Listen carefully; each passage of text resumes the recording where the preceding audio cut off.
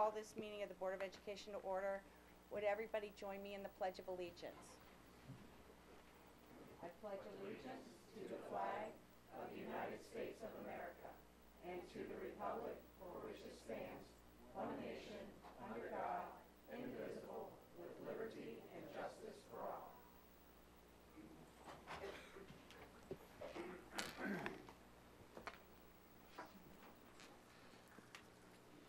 Hey, Chris, would you call the roll, please? Mrs. Detzel? Here. Mr. Gilbert? Here. Mr. Detzel? Here. Mr. Yoshimura? Here. Ms. Bradley? Here. Okay. Tonight, we have a lot of recognition, so Dustin, you want to come on up? Good evening, everyone. Tonight we bring forth our golfer, our solo golfer for the evening. So I have Mr. Fisher also come up and join me. And we'll have Alex Schutte join us as well. Alex is a four-time varsity letter winner. Okay. First-time state qualifier. She finished this year 33rd out of 72 in Division I. She was the second all GMC, okay, and then also third team Division I state of Ohio. So she represented us very, very well, and for that we want to say thank you, and thank you to your parents as well. I've noticed a ton of time and commitment to those things, and we have a certificate for you as well. I'm going to have you hold that. I'm going to take a picture, so don't leave. Okay, big round of applause.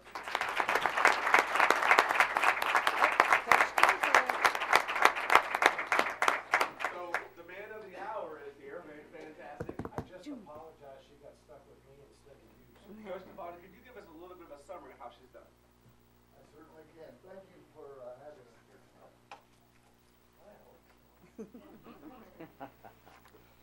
Thanks a lot for having us this evening.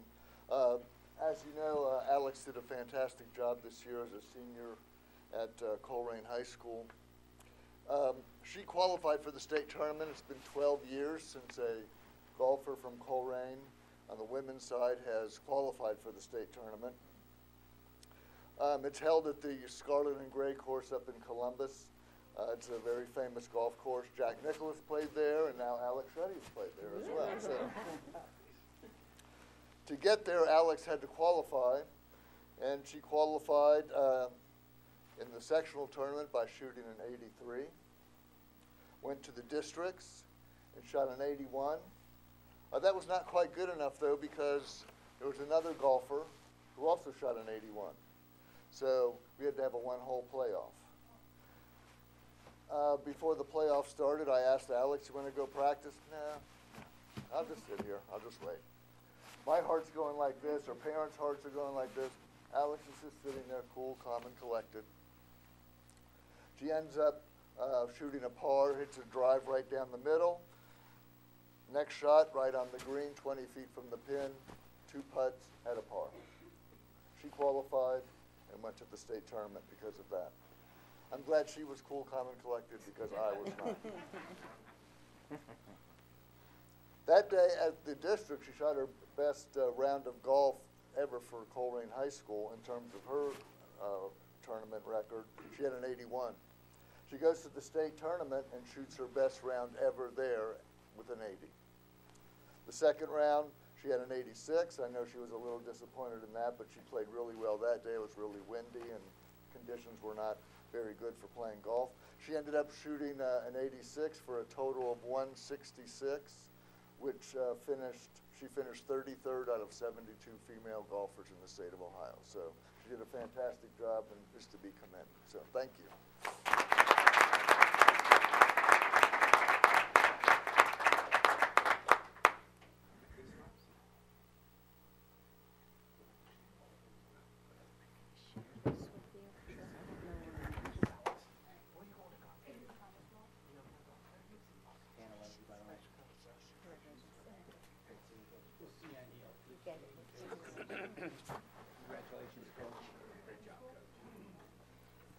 And again, Alex, you want to introduce your mom and dad so everybody can see mom and dad?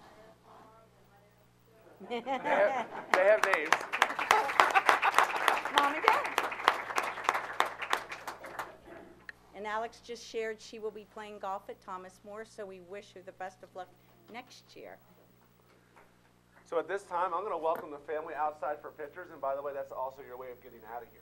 So if you guys want to meet me in the hallway, I'll take some pictures and we'll finish this out. Thanks, everybody. Thank Gosh, you I thought very he was going to make you get pictures outside. Right.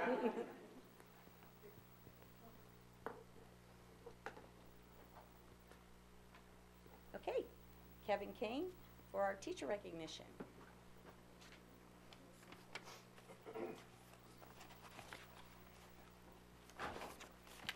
Hey, Jenny. Well, good evening. Sorry. Allow me to introduce myself. I haven't had the opportunity to welcome our new board member, but my name is Kevin Kane, and I'm the president of the Northwest Association of Educators. And I've been absent here for a little while, so it's good to see everybody again. Because, once again, we are here to recognize some of our outstanding teachers throughout the district. 2 years ago, the association created a new award to recognize the outstanding work and service that our teachers provide to our district, their school, and their students. The association wants to highlight the excellent work they do and to provide support to them to continue that work. The teachers we recognize are nominated by their colleagues, administrators, or other educators. We have received an overwhelming number of nominations, and so for this presentation, we've narrowed it down to 2 of our teachers. So we're going to do ladies before gentlemen, so you two can switch. All right. Our first recipient is Emily Upton, and Emily is a 4th grade teacher at Corrine Elementary. She had 3 people who nominated her, and the first one is standing over here, and I'm going to let her go first, and then I'll read the other 2 remarks. Okay, sweet. Okay. So I'll be honest, I kind of forgot that I had to talk, but that's okay. Emily is awesome, so it's easy, honestly, for me to come up with things to say. Emily goes above and beyond to make sure that her students are engaged in the learning process. She uses technology to the highest standard possible. She's created a website in which her students can use for their math enrichment program. She utilizes Google Classroom every day. Students complete research projects and presentations called Genius Hour, which is focused on things that they are interested in. So again, building those relationships and getting to know students and what they are interested in. Her students feel welcomed in her class because of the great culture that she has created. On top of her great teaching skills, she also piloted the new reading series that was adopted this year. She holds a position on the BLT. She was a tech liaison last year and helped organize the student leadership team. Emily is a true inspiration to other teachers, including myself, and to her students. Please consider Emily Upton for this nomination. She's a great teacher and also my friend.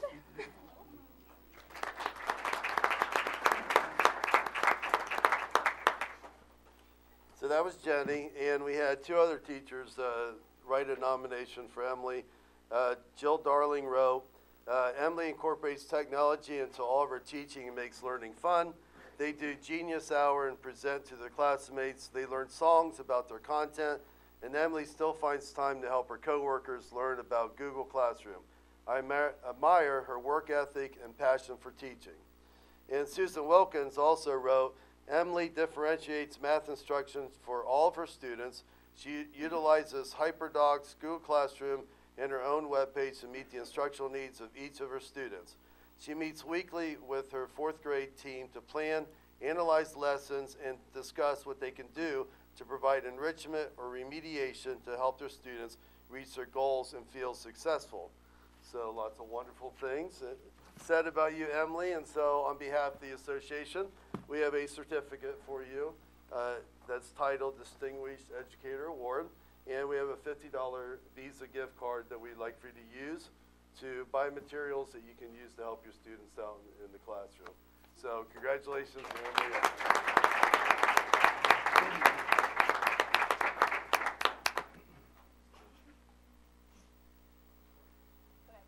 Thank you so much. I'm really flattered and honored to be nominated, and especially by teachers that I look up to so much and I've learned so much from over the past few years. So thank you.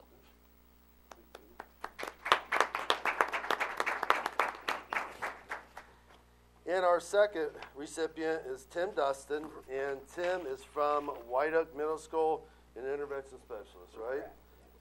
And he also had 3 nominations. So This made it easy to pick these two people because they had the most nominations of the people on our list, and so that was great. I've been asked to read all three of these, so we'll just start at the top and work our way down. So, Jackie Reverman wrote, "The teacher that I am nominating is Tim Dustin. Tim is an amazing specialist, co-teacher, and co-worker. He goes above and beyond every day. He truly cares about his students, and it is displayed daily in his actions. He is a huge asset to White Oak. He is supportive to each of his team teachers and a joy to work with every day. He is so strong in his abilities that he is able to parallel teach, small group, take a station, team teach, or reverse roles with the lead teacher in the class. He takes care of his team's homework site, which impacts the overall success of the school. I'm extremely fortunate to work with him." And that was from Jackie Reverman again. The second teacher nominated him was Hannah Wyatt. And Hannah writes, "Mr. Dustin goes above and beyond for each of the students on his caseload, and he frequently works with those not on his caseload as well. He is caring and compassionate. He is a student council sponsor and also a Girls on the Run coach. He is a wonderful role model and always encourages the students to not only do their best academically, but also to be the best person they can be." Excuse me. And finally, Melissa Griley writes, "Tim is the most caring and compassionate educator I have worked with. He sees the uniqueness of each student and is tireless in his commitment to reaching these students. He started and maintains a homework website that students and parents rave about. The site includes scanned copies of daily work. He offers one-on-one help after school. Tim runs student council and helps out at Girls on the Run. Although Tim has a full special education caseload, he also works closely with all students, providing assistance as needed. Students of all grade levels and abilities know Tim, which says so much about the impact he has on White Oak." So congratulations to Tim Dustin.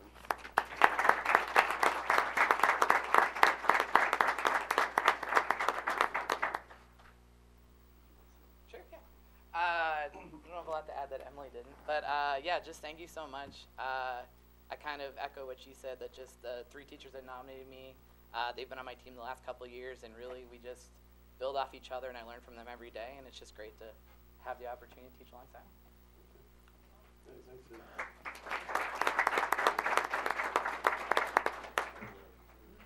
Thank you, Kevin. And congratulations again to Emily and Tim.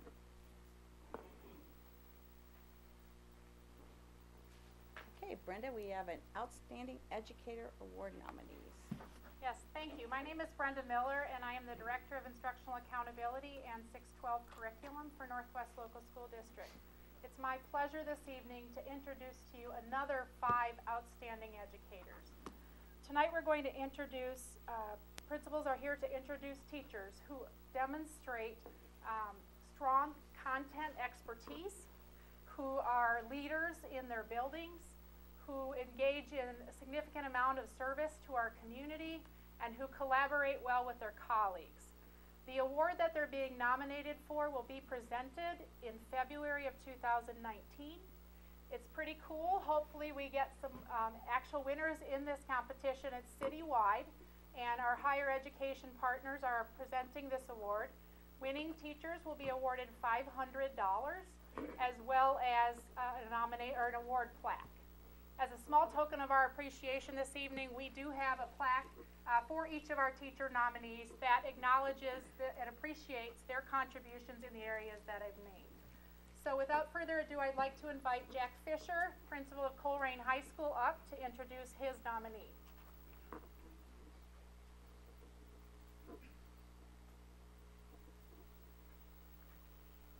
Good evening, everyone. It's always an honor to be able to support our teachers and the work that they do inside the classroom. This teacher has 2 of the qualities I admire most. They work hard, they show up every day, and they certainly care about their students. And so Sean Cooney is our nominee from Colerain High School. He's a leader in the department. He runs our building leadership committee. Certainly, he's an innovator in the classroom. I've been his evaluator now for the past 2 years. I've gotten to see the great things that he does inside the classroom, which is also a byproduct of how hard he prepares and studies his craft. Certainly, he is not afraid to try with technology, but he does it in a way that enhances the classroom experience, not substitutes for the teacher. He certainly is helping us make adjustments to get where we want to be in terms of our test scores. He's a participant in our TBT meetings, and I personally love to hear his opinion on things. You know that Sean will tell you the truth when he asks you a question, which is another great quality that I like in people in general, but certainly in Sean. Respect his work ethic and his contributions to Colerain High School. So it was an honor to be able to nominate him for this award. Thanks, Sean.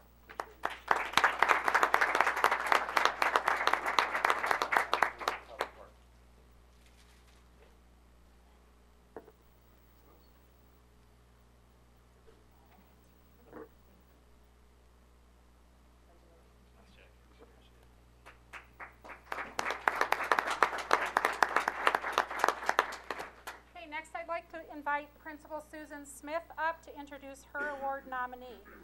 And Judy, you can come on up as well.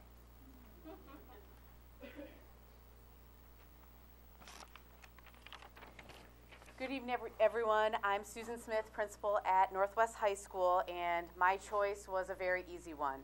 I have worked with Judy in the English department for the 6 years that I've been the principal at Northwest, and I have watched how Judy is the first one to jump in on anything.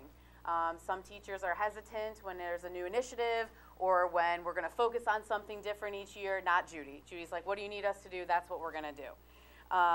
When I heard the word collaboration as part of the nomination, she was another person that was the first thing that comes to mind when you think of Judy. Her and her co-teaching partner have been together for over a decade. And they truly co-teach, and it's great to see. If anyone wants to come visit them, I use them as my gold star of co-teaching, and her co-teaching partner is back there, Deb Humbert.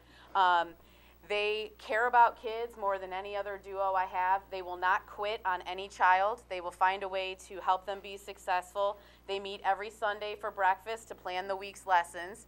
So they're best friends, but they work so great with our kids that it was very easy to nominate her in that regard. Beyond that, she's my go-to person when there's somebody new in our building, when we need a student-teacher placement, because she cares about helping others in the teaching profession as well. She's always looking out for everyone. And the other teachers admire her quite a bit. She has patience. She's able to build positive relationships. She's working with the Children's Home this year in our consulting group to provide mental health services for our students because she truly cares about kids' well-being. She also is our building rep for the association, so she wears a lot of hats in our building, and if that wasn't enough, she just finished another master's degree. So Judy was a very easy nominee for this award, and I want to thank her for all she does for the students at Northwest High School.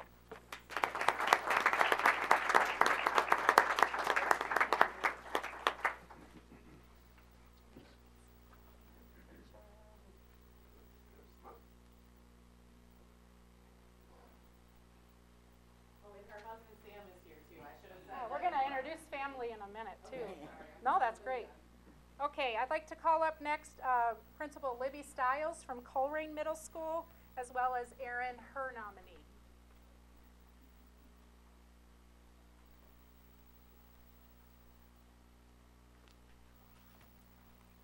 Good evening. Just to say a few things about Mrs. McGee. She's been a teacher in the Northwest Local School District for over 30 years. She currently teaches language arts to our gifted students for all 3 grade levels. She's the Making Middle Grades Work site coordinator, our lead restorative teacher, and the leader of our Leadership Academy for our at-risk students. Mrs. McGee's lessons are always engaging and designed in a way to challenge all of her students. When students struggle to understand a concept, Mrs. McGee makes sure to find alternate ways to present information so that her students can gain a full, in-depth understanding of the material. 3 years ago, when peer observations were implemented at Colerain Middle School, teachers were given a choice of who they wanted to observe. It was no surprise to me that many chose to go and observe Mrs. McGee. District-level administrators often reach out to Mrs. McGee to provide professional development to other teachers so they can too learn from her mastery level as a teacher. She has not only won the PTA Educator of the Year, but continues to receive nominations from students each and every year. When Colerain Middle School became a part of Making Middle Grades Work in the fall of 2016, our Making Middle Grades Work coach, Steve Gill, stressed that choosing the right teacher leader to be the site coordinator was necessary to making sure that key practices were implemented. Mrs. McGee was the obvious choice for this position. She has the utmost respect of all of her colleagues. Her role as a site coordinator was critical when I charged the staff of the task of adding an extra help bell to our master schedule, a concept that had failed in the building 3 times before. When the conversation of having an extra help bell began, teachers flooded Mrs. McGee's room claiming that it would never work. Mrs. McGee listened, as she always does, and took good notes, as a good language arts teacher always does. She then requested that we meet so that she and I could discuss the concerns. Together, we brainstormed solutions for very valid teachers' concerns and presented them to the staff. From there, we were able to move forward with the new schedule and have successfully utilized our extra help bell for the past 2.5 years. Because the teachers trusted Mrs. McGee, they trusted that this time this would work, and it has. Also in the fall of 2016, all teachers received training on restorative practices. A large part of that training dealt with the process of circling with students, which is the term that the International Institute of Restorative Practices uses for conferencing. During this process, the facilitator works to make sure all students have a voice. They can state how they feel about the issue and also what they can do differently to prevent situations from reoccurring. Given that Mrs. McGee has an amazing ability to connect with students, this piece of restorative practices has been very impactful for Colerain Middle School. Because we saw the impact this was having on our students, I then asked Mrs. McGee to develop a character education program where she met with our most at-risk students and taught lessons about respect, problem-solving skills, taught them how to advocate for themselves, and make education a priority. This then led to the development and implementation of our Leadership Academy.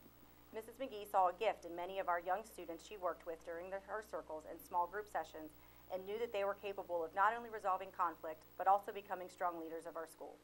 Students that as 6th graders found themselves often in the office for disrespect and defiance are now taking time after school to spruce up the outside of Colerain Middle School, volunteering time to tutor students on Tuesday afternoons, and going into classrooms of 6th and 7th graders to help guide them in the right direction. None of these things would be possible without the guidance of Mrs. McGee. She not only believes in her students, but she also helps them believe in themselves. It has been my honor to work with Mrs. McGee.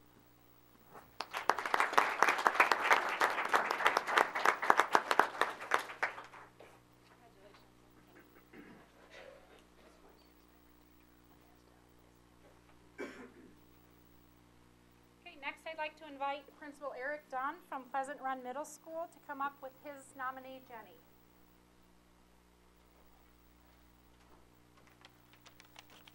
Thank you for having me tonight. I'm very excited to introduce Jenny Hoding, who's our selection for the nomination for this award.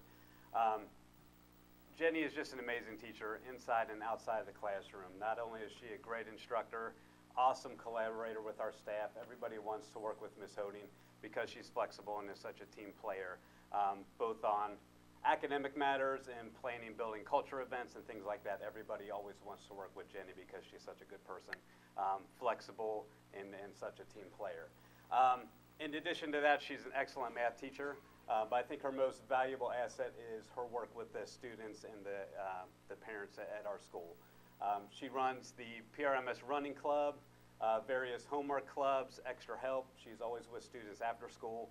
She's the first one to have students in her classroom during lunch, students that might be having drama in the lunchroom or some social issues at lunchtime. She's more than happy to take those students and let them have lunch with her, and the students are always excited to get to spend time with her at lunchtime. She's very, very active in PTA, attends all PTA events. She helps out with dances. She's an active member on our Parent Involvement Committee, sharing ideas of different ways we can reach out to parents and actually attending those events and helping, including our night school, which was a huge parent involvement initiative that we started this year. She's been neck deep in planning that and attending those nights as well. But I think the best encapsulation of Ms. Hoding is an email that I'm going to read. True story, I got this email less than 12 hours after I submitted her nomination. So I hit send to Brenda for the nomination, and then the next morning I opened up my email, and I have email from Kimberly Yates, who happens to be with us tonight, who's a parent in the building. Says, Mr. Dunn, this is out of the blue. She says, Mr. Dunn, I'm sure you already know how great of a teacher Miss Honing is, which I did. She said, however, I thought I would still share. Cameron made a bowl in art class, and Miss Honing wrapped it for him. This morning, he unwrapped it to show me. To both of our surprise, the following note was inside the bowl. So there's a picture of the bowl. It's kind of hard to read, but it says, a note from Miss Honing. It just says, a little note to let you know how awesome that I think you are, from Miss Honing. So she had wrapped this note in, or she had placed the note inside the bowl and then wrapped the bowl, and he opened it up when he got home that evening. In conclusion, Ms. Yates said, please continue to support and hire great teachers like Ms. Honing. So I was very excited to immediately reply to Kim and let her know that we had just the previous night decided to nominate Ms. Honing, and I think that's just a testament to how much she deserves this award. So we're very fortunate to have you on staff, and I'm very proud of you tonight.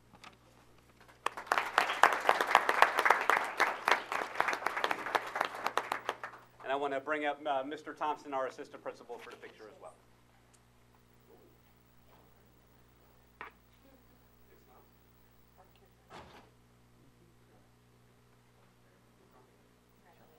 And I'm not in it. All right, and now I'd like to call up Mr. Kevin Gale, principal at White Oak Middle School, and LaWanda, his teacher nominee.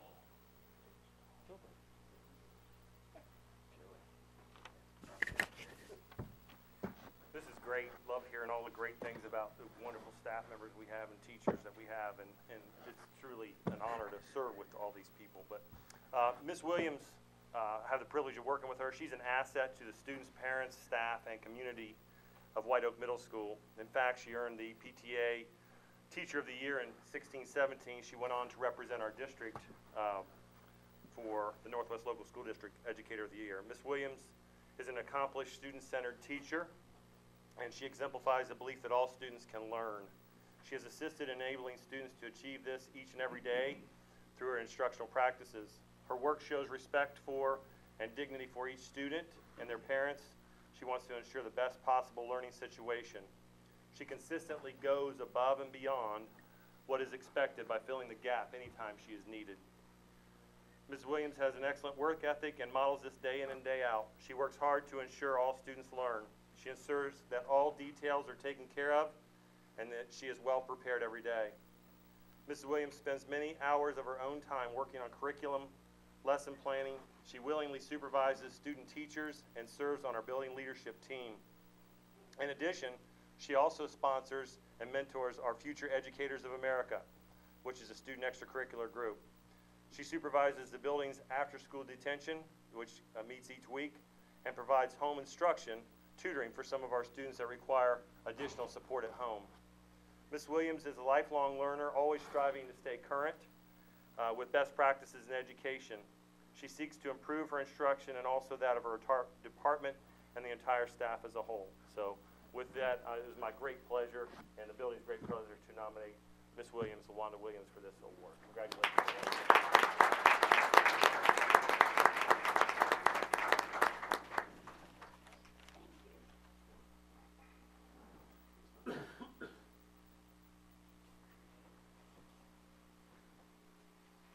I want to conclude by saying that we have many outstanding educators in the Northwest Local School District, and we are committed as a district to continuing to find opportunities to recognize and acknowledge those teachers. So really pleased that we were able to honor 5 tonight, but there's many more who could have been up here as well.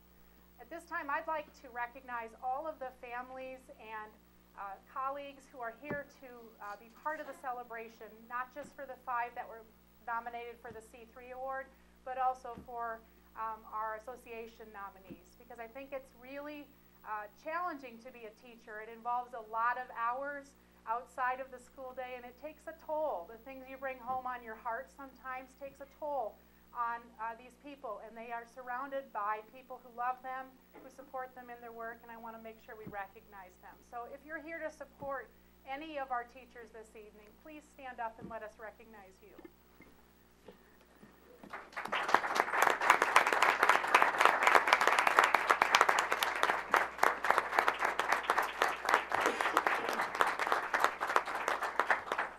Real quick before Dustin lets you sneak out of here, On behalf of the board, we'd like to congratulate all of you, and like Brenda said, this is a representation of how lucky our students in this district are. We have so many dedicated staff, both in the classroom, outside the classroom, and we certainly want to thank all of you.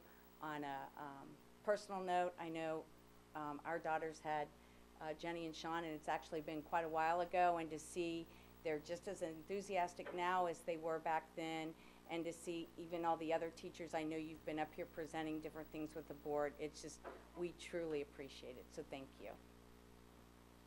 At this time, we'll have all of our nominees and recipients step out into the hallway with friends and family as well. This is your ticket out of here. So you're going to want to meet me out here for a picture. Come on out.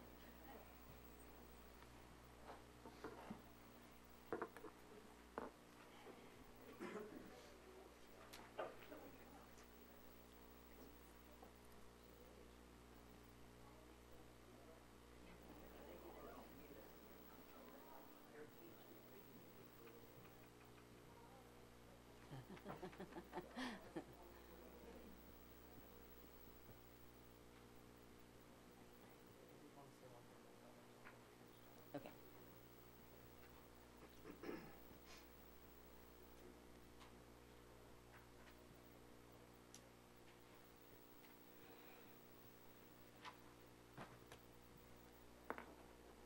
Okay, with that, we'll move into our legislative update. Joe? Just a few things here. The graduation requirements for 2019 are the same as 2018. And the 2009 or 2020 will be pretty close to the same, except for quote unquote with a few modifications. Other than that, there's 4 pending very important House bills. So when they do pass or are defeated, we'll let you know. Okay, thank you. Jim Butler-Tuck? Yeah, just had one comment. I just wanted to invite any of you out there to come to the Butler Tech Board meetings. It's the third Tuesday of every month at 6:30 at D. Russell Lee up on Route 4. So I know I haven't said that before, but they're once a month. But we don't televise them, so you can't watch them on TV.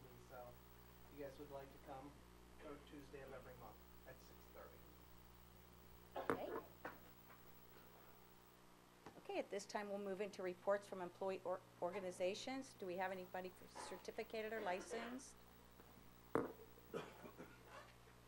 Classified? Any reports from school-related organizations? I do have a request, 3 requests for community comments. The first one is Debbie Pence. If you'd like to come up, and their topic is safety.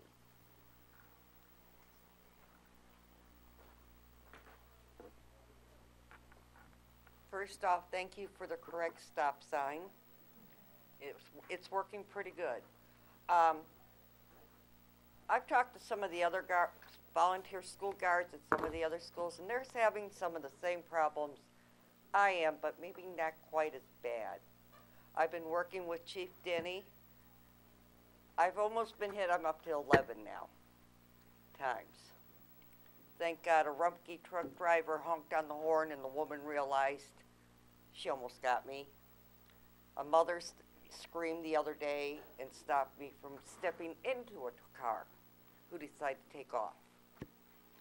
I would like to see, and I told Todd that I'd be willing to do it if the board wants, a safety person to go to PTA meetings, the health fair at the beginning of, before school starts. We have a program where the kids go on the bus and get to learn the rules. But we have parents that don't know the rules. They do not realize it's illegal to block an intersection. They do not realize it's illegal to block the crosswalk. Running stop signs, turning right on red. Had a mother informed the deputy the other day that he couldn't give her a ticket for doing that. So he started keying his radio and she stopped real fast. Even the deputies are a little frustrated with the way the parents are. The residents on John Rose in memory are frustrated. We have parents that'll use their driveways to go pick up their kids. So they don't have to go into the drive and do the little pickup routine. And parents still don't know how to pick up their kids. We have watched cars try to pass other cars on John Rose and on Memory. Kind of hard when it's a two-lane road. They're not aware of basic driving skills. I've had parents, I go up and knock on their window. You're illegal. This is illegal, blocking the intersection, blocking the crosswalk. They look at me like, oh, it is? I didn't know that. And this is where I've almost, because they're blocking the crosswalk, I'm blowing a whistle 3-4 times trying to get the parents to see. They pull up at the stop sign. I'm crossing on one corner, so they're trying to wave kids on the other corner. No, you can't do that. It's just mind-blowing. Police Chief Denny has sent police down there. Kind of hard to give them tickets for their infractions because it causes another traffic jam. I have a mother that stands with me every morning, and she's just as frustrated as I am. Carrie Davis has been up there and seen basic driving skills being totally ignored. So I'd like to see somebody go to PTA meetings, school functions where the PTA has set up tables for handing out books, games, and that. We be there with a handout, because I'll tell you what, the parents do not read what is sent home by the school. Mrs. Grayson sent home a letter asking the parents to please stop back a little bit further on Memory so the school buses can make the left hand or right hand turn. They're still doing it. Had a parent call Mrs. Grayson and tell her the one sheriff in the morning wasn't there at 8 o'clock. Gee, I'm sorry, I was talking to her at 10 after 8 in the morning. It's just ridiculous how these parents are trying to get back at us. Yes, I smoke. I was smoking a cigarette walking down the street from my house with my grandchildren and got reported. I have been, it's just pettiness. I'm sorry, I'm enforcing the law. You can't do this stuff. And I think the parents need to be aware, because it's ridiculous. I wish more of you could come out there and see what is going on. I have now gotten my head set to, before the school year is out, I will be hit. But no child is going to be hit. I will before they will. So I'd like you to consider having a committee or just even one liaison person to go around and talk. Even to the kids, they do not know a lot of school rules. Traffic rules, I should say. That was going to be my question. Do we go over all of it with the kids as well? Because I know, I can still remember back, this has been a long time ago, but a friend of mine got pulled over and a police officer came up to the door and her daughter is in the back. I told my mommy red means stop. I mean, kids will be honest, and if we really let them know what's going on, maybe they'll say, no, Mommy, don't stop here. Or here's a good example. Deputy Lisa in the morning. We have a kid, he does not respect anybody. I'm sorry. First, it was riding his bike across the crosswalks. That's illegal. They're supposed to walk their bikes across the crosswalk. 2, he's doing his game with headphones on. She told him he had to take them off while crossing the street. He gave her a rough time. I saw him after she told me. I says, do you remember downtown where those people got shot and killed? I says, the woman who was shot 12 times had earphones in her ears, and if she didn't, she would have heard the warnings to get out of there. Just simple rules. They're not aware of either.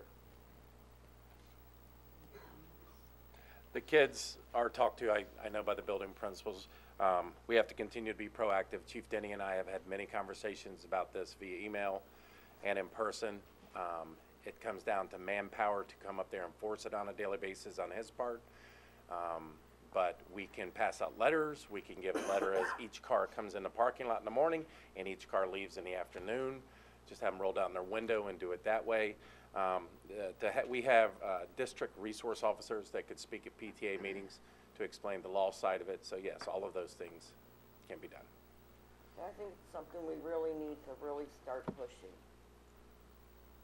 We certainly Because don't want even the poor bus drivers, they're trying to, they tell the kids, you wait until I wave you across the street, and cars are going like this or ignoring, And this is parents are standing there waving their kids, come on, Right. don't mind her, come on. And it's not just a Struble problem. It's No. Northwest High School. It's Colerain High School. It's every school in our district. It was Weigel. I had to go and break up a fist fight one time in the parking lot next door between road rage between two of them, per Lori's request. So it's not just Struble. It's I'm all getting schools. road rage, and I'm standing there with a sign, and I want to just, because of lack of respect for anybody. I mean, it's bad enough the kids are doing it now, but when parents do it and the kids see it, it's repeating itself. And I think if we could really, in the, I guess, fall of 2019, do something at the beginning of the school year, the health fair. We can do those things also, but we need to do something more immediately it also. needs So I'll to be get with immediate. Dustin.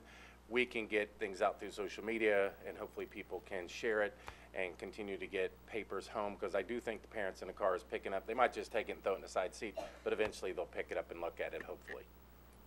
I hope so, because this is it's really getting bad. And I'm not gonna leave you guys, I'm still gonna volunteer down there, because I want those kids to get to school safe. We appreciate everything you do, and we don't want you hit either. So we'll continue to work on this and try to get through to them, because you're right, it's ridiculous. Because I don't want her to see me getting hit either. No. Thank you. Okay, Benita Sargent, to discuss bullying, bus, and parties.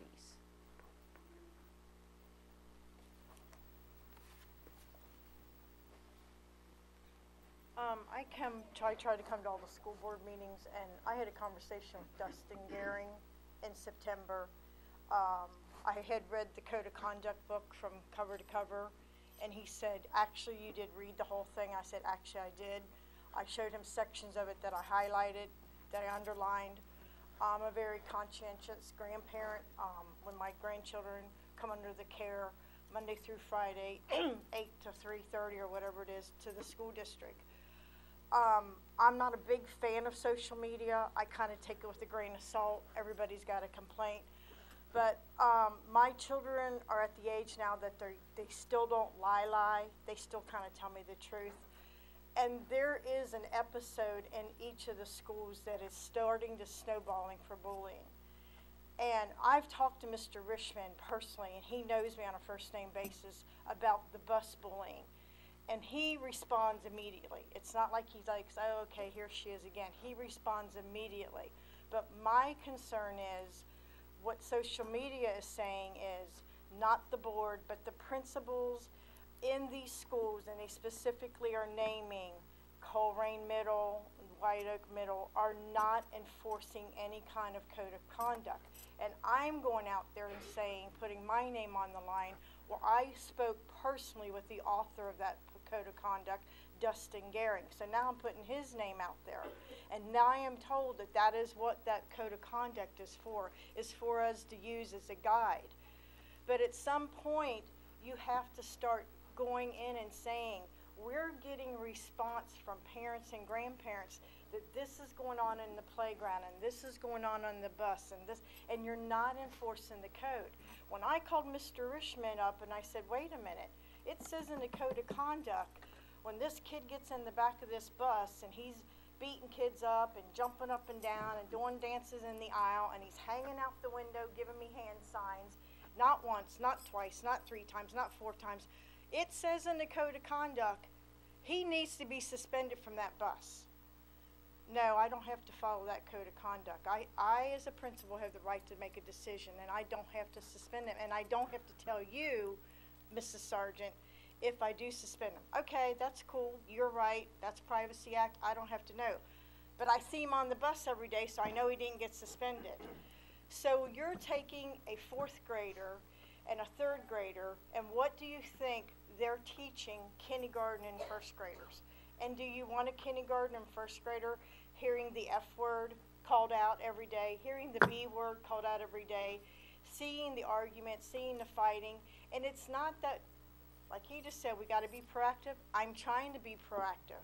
So when I get on social media and I start reading, my daughter got beat up at Colerain Middle, nothing was done 3 or 4 times. I went to the principal, I went to this counselor, then I went to the resource officer, and nothing gets done. We as a community are getting a reputation of not being zero tolerance. And that is the thing that I discussed with Dustin in September. I said, my granddaughter is supposed to start White Oak Middle School next year, and I'm petrified because of all the stuff I hear about the violence. And he assured me, we are a community. We at Northwest have zero tolerance of bullying. No, you don't. Because too many parents are coming onto the social media, giving dates and times, who they spoke to, how often they've spoken to these people, the resource office, the principal. And I think part of the problem is, of course, you're in a growing period because you took a lot of the elementary schools, you crammed more than what you could really fit into these schools. But my problem is on the bus. And Mr. Richmond and I have discussed this. There's no permanent bus driver on my bus, my kid's bus. That's a problem. That is a problem because a substitute's not going to say anything because they're like, okay, should I say anything? I'm a substitute. Should I? See, and I want to get on the bus and sit on the bus and be an aide and say, you know what? Stop. We're not going to tolerate this because you're cursing and saying words that shouldn't be said in front of a kindergartner. And Mr. Richmond has brought him down to his office, has talked to him individually. So for my peace of mind, my bullying on the bus with my grandchildren, I know that's being taken care of because I know Mr. Richmond's addressing it. I don't like that he hasn't suspended the person, but that's his decision, and I'm not privileged to know when he does or if he does.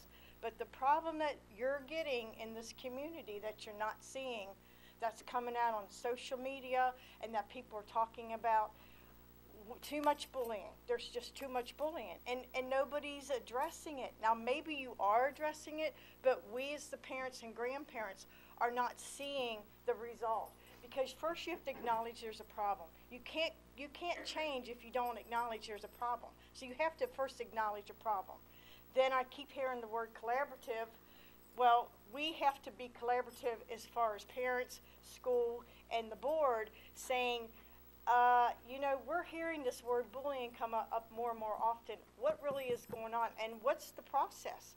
Why can't we see, as parents, people's names wiped out, what kind of bullying is going on every day? Because that's not fair to me to say to my neighbor, oh yeah, White Oak's good, Dustin told me it's good, and then they come home and say, oh well, White Oak's doing this, and my kid got beat up, and the girls are jumping her in the bathroom, and they're beating her up. But the one that really threw me over the cuckoo's nest was when the woman who withdrew her daughter the other day from Colerain Middle because somebody took a nude picture of her dressing, going from a bathing suit into a clothes or clothes into a bathing suit, and threatened to put it out on social media. She went to Colerain Middle School. She told them why she was withdrawing them, and they were like, "Oh, okay." I don't want my community to get that reputation. I don't want somebody from Lakota saying, "Oh my gosh, I seen on social media, boy, your school's really getting bad." I thought you had zero tolerance for bullying. So something's got to be done. And it's getting snowballing. It's snowballing. And I'm not saying you're not doing that. The last time I spoke at the board meeting, said that I was hammering on you and saying stuff. I'm not hammering on you. I want to say we do have a problem. We have to acknowledge the problem to make a change. And then we have to have a resolution And we have to know as community, as the parents, what are we walking into? Is there 20 incidents a week, or is there only 3 incidents a week? And out of the 3 incidents a week, are they reoccurring the next week? What's the resource officer doing? What's the principal doing? And I think one of the problems that happened when you merged Ann Weigel and Struble, you lost the dean of students. And I think that was an important person that should have been. I don't know if Mrs. Farmer was the person that should have continued to be that, but I think a dean of students should be somewhere in our district. And I don't understand why that job was totally eliminated. Okay. Do you want to address? Yeah, we can address a couple things. You'll never hear anything from me except that bullying does exist, and I thought it was a farce when we would stand up here and present bullying and harassment reports and have 1 or 2 a year. Everybody sitting here on my AO cabinet has heard me address the principals to deal with bullying 100%. The one thing we can't control, and we do follow social media. We have employees who are encouraging people to come to the board tonight. We have people out in the community who are encouraging people to come to the board tonight. You mentioned 5 or 6 cases. I can tell you one of the cases, the person doesn't live in our district. So when they got upset over why they needed to fill out enrollment papers, they live in another district. There's certain things we can't go into. We have proof. We have facts. The problem with social media is anybody can hide behind it and anybody can say anything they want. We need to address every issue. It does come down to a time-consuming type of thing. When you've got 2 principals trying to do evaluations, deal with the daily runs, it doesn't excuse it. But we're to a point where we can put the hammer down, and we have told them to do that. But in 2 years, there is no longer in the state of Ohio, you're not allowed to suspend a K through 3 third grade student. No suspensions are allowed. We're hoping there will be some leadway that leads to other incidents. Obviously, they're not going to take away knife, gun. Hopefully, bullying and harassment can be a part of that. And supposedly, it's going to be very severe if it is. But we have to be proactive in the way we approach the kids. We have to get them in. We have to talk to them why your behavior isn't appropriate. None of us want a 3rd or 4th grader sitting on a bus using language in front of a kindergartner or 1st grader. 100% with you. But the message is loud to me that you don't feel that administrators are following through. Social media is what it is. Folks can hide behind it. I agree. They can push. Our employees should know better. They know they can contact any of us. We can address the situation. We need a name. We know where it happened. We will bring it to the building principals. A lot of bullying, some people see as bullying, but sometimes we do an investigation and Dustin has sent out a ton of letters that says it is bullying or it isn't bullying. That is his full-time job. I know. Because a parent will say administrators aren't looking at that, so we bring an outsider with a unskewed opinion of the kid or the teachers, does an investigation. He will tell us if it is or if it isn't. Bullying can in some ways be a 2-way street. It sometimes is very awful. It's terrible, the abuse that occurs.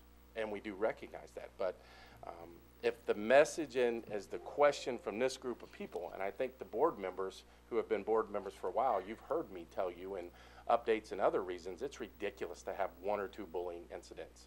I expect to see 25 to 30, if not close to 100 every time we have to report it. And by law, we do have to report it to the state. So I take what you say very seriously.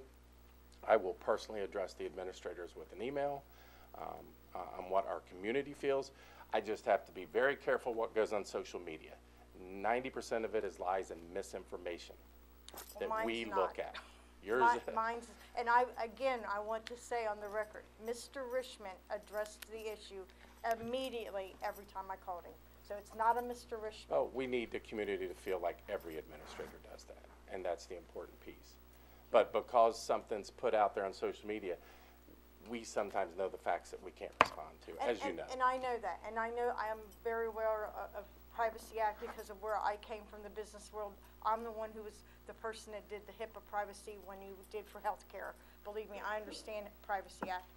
I just think that people need to hear that. I don't think that message you just said is getting We out need to put that out in the public, right? because I didn't know you felt that there should be 25 to 100 cases of bullying, that you only get Yeah, one or two. my, I never knew you my felt that weekend way. was spent with social media updates from the board who send them to me. Employees who are tired of our own employees sending things out, sending them to me. We look into every one of them. We don't ignore it. We don't quit work on Friday at 4. I No, continue I to know work you all week long. We put out statements, and we got to do a better job. And the other thing about the parties, I know you're in the growing year, but a lot of kids were disappointed because Ann Weigel separately and Struble separately had a Halloween party and a costume party that they always wore their costumes. This year they weren't allowed to wear their costumes. But the principal who left Ann Weigel and went to Taylor, she allowed it. Those are the kind of things somehow in the district, you have to be uniform across the board. Now, when I addressed it with Mr. Richmond, he said, well, you know, Mrs. Grayson told me there's little kids that can't afford costumes, so they start crying. I said, I get that. But then he said because of the windows in the building, he said they couldn't change into their outfits, into their costumes. And I was like, well, most of the windows are on the second floor. It's just, it was a disappointment for the kids. And kids don't understand. Kids don't understand that started kindergarten, now they're in the 5th grade. We don't have a Halloween party. We don't have a costume party. So something I said to Mr. Richmond, in the beginning of the year, you could have asked, does anybody want to donate costumes? Because a lot of people might want them donated for people who don't have them.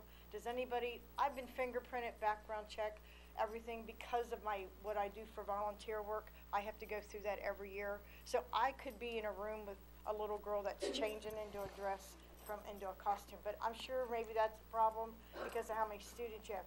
It's just that then when they heard Taylor has the same amount of students and they were allowed to have a costume party, that for a little kid, that they just don't understand that. Right, so and people somehow- also don't understand religious beliefs. Religious beliefs don't believe in Halloween. We get a lot of emails about that. We can't say holidays. We can't do certain things. I think there's probably folks in here who have religious beliefs that keep them from doing certain things. But we do take all of it in consideration. But at no time has the board given me a directive to micromanage the schools and tell them to allow costumes. So that's where that comes from. It's an individual building decision.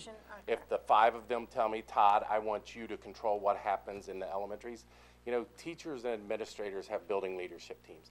They made those decisions. We didn't make those for them. I just, the kids don't understand. It's not, I mean, I said, I don't know why Taylor got to do it and you didn't get to do it. I don't know why. Because they say, well, can you go tell them, talk to them at the board? So. And I totally understand. I just shared that as well right before the meeting. I think it is hard when. Yeah, when one school here does it, one school here does it. Okay. Todd, I want to ask you a question. Do the bus drivers, because this is where, you know, you're talking about the bus behavior is pretty bad. It's really bad. Do the bus drivers have any input? Do they have any say as to, you know, reporting to some supervisor or to the principal or somebody? Because they're on the front line there. Right. They know exactly what's going on. The bus drivers can write referrals, they can hand them in, and then we have worked with Chris McKee and Daryl to make sure that they give better feedback to the bus drivers, because the bus drivers were handing in referrals and not getting feedback on what the consequences were. They are privy to the consequences because they're the ones dealing with it. The subs, however, is a large problem. It's not a lack of recruiting. Between injuries, people going out, family issues, yeah, it's very difficult for a sub to get on there. Our subs do a great job figuring out the routes and trying to get some consistency, but that's ongoing also in trying to get enough there. But yes, they can write. They have expressed that they don't get feedback on what happens to the referral. So Chris addressed it at the last in-service, I believe, when Daryl was there, and we are working with the administrators to make sure they get that feedback back. Yeah, I just think on my bus, the bus that Mike ran, because that's been a problem because it's not a permanent bus driver. So, you know, the poor man or woman who gets on there, they're like, oh my God, these kids are crazy, and they're just trying to get through their route. That's all they're trying to do. All right, thank you. Thank you. Question as well. What is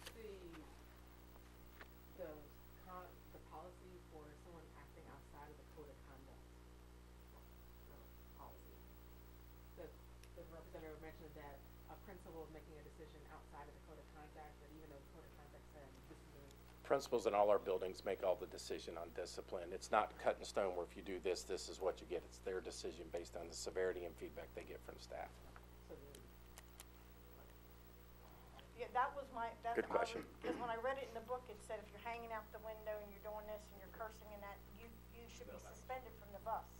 And after 4 times, I was like, okay, I don't know why.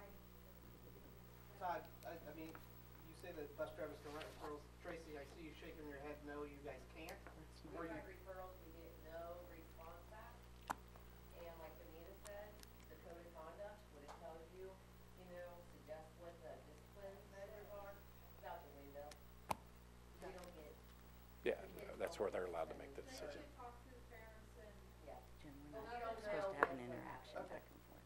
And that creates, so Here we go. when you tell a child, when I say to my grandchildren, you're gonna get thrown off the bus if you do this, and that.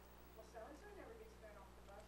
And then they know that there's no consequence. There's no consequence for the bad behavior, other than the principal calling out. And I know it's hard for any parent that doesn't have bus service to have to get their kids to school. I understand why Mr. Richmond didn't suspend him. I get it. I understand that. But after 4 times, at some point you gotta say, you know what, this kid needs to learn a lesson and we need to do something. That's just my own personal opinion, and I'm going by what the code of conduct actually says, what is a suspension off the bus, and it's in there in black and white, the cursing, the foul language. So, and then the fine.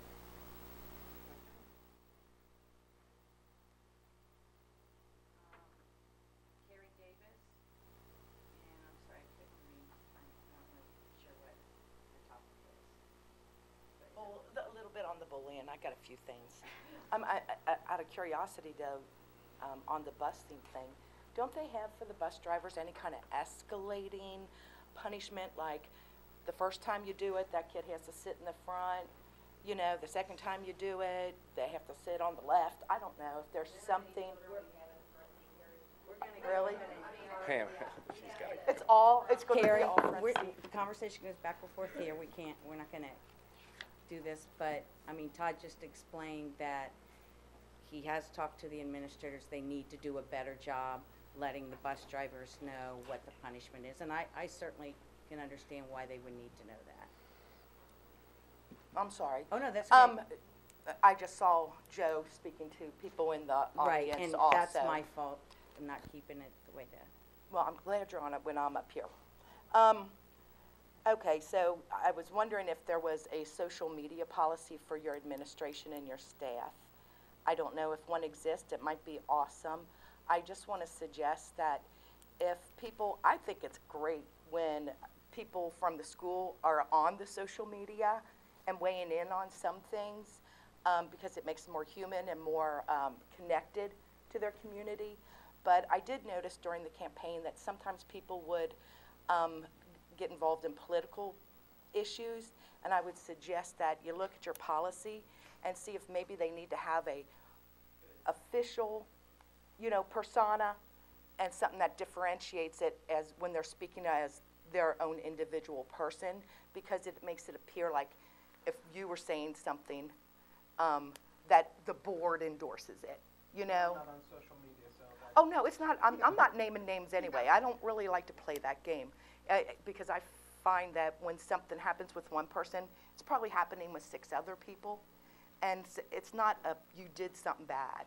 I'm just suggesting that we look at our social media policy and teachers and administrators make a good distinction, especially when it comes into political issues, because this district got in a lot of trouble years ago because we went down a slippery slope on political involvement. And so I just thought I would suggest that you take a look at it and differentiate between your personal self and your official self when you're on social media. It's just a suggestion. I wanted to mention something about that art teacher. I mean, how lucky are we to have an art teacher who wants to have such high expectations of our choir teacher, I'm sorry, high expectations. I thought it was sad he got torn apart over that, but I think the school district and the school principal did a pretty awesome job of addressing the problem that so many people saw and nipping it in the bud and fixing it. I think they did great, being responsive. They were timely. They were professional. I think they did a really awesome job. And I don't think having a choir teacher like that who has very high standards is a bad thing. He just has to get a little bit adjusted to the community and the economic conditions, and plus we're soft. You know, so I was really proud of the way the district handled that so quickly. On the social media issue also, Benita is right. I think the district was blowing up. If you had any kind of little buzzer that sends you a message every time something was said about the district, I think you'd be shocked. When I was doing my little failed campaign around the district, I ran into something in one of the areas where they had an official Facebook page for that entity. You know, I think it was a city. And people could get on there and talk to the actual school officials instead of talking gossip on Facebook in, you know, Colerain Talks. And what I observed on that social media page, number one, it was heavily moderated, but it gave parents a way to immediately address to the administrators. And I think, like you're saying, the disparity between what's reported and what we're seeing, the frequency on Facebook and blah, blah, blah. You know, if we had a more immediate venue for people that we could possibly open that door. Do you know where you saw this or I what think district? this is the city of Harrison. Don't quote me on it, but I'm pretty sure the city of Harrison has their own Facebook page. And when a citizen says, Carrie Davis's sign is in my front yard and I didn't let her, you know, tell her she could do it, they immediately knew and they got an immediate response from the staff. And then of course he'd call me and say, that never happened. I just made that up. I just used it as an example. They just took my signs. But anyway, I think if we maybe created our own forum, we might have a more productive, efficient way to address some of these issues. On each one of these things, both the choir and the bullying, you had over 100 different posts from about 50 different people. I did a rough calculation, 75% of the people were agreeing with the complainer, okay, which is easier to do. Maybe 5 or 6 people were saying, oh no, it's not like that. And so I think that's an overwhelming statistic that says that you're right, that people aren't reporting and not letting you know what's going on, and we're not able to address the problems. Trying to think if there's, oh, the big one. So nobody likes zero tolerance, by the way. Nobody likes it. I was wondering, I looked in your handbook just quickly. I couldn't find a definition for zero tolerance. Can you please tell me what zero tolerance means to you, and I'll tell you what the parents think it means. What it should mean is exactly what it says. No one should be bullied. They have the rights to be protected. I would assume the parents don't feel like that's being followed whatsoever. I couldn't hear you. Zero tolerance means that there should never be a case of bullying, that it is not tolerated.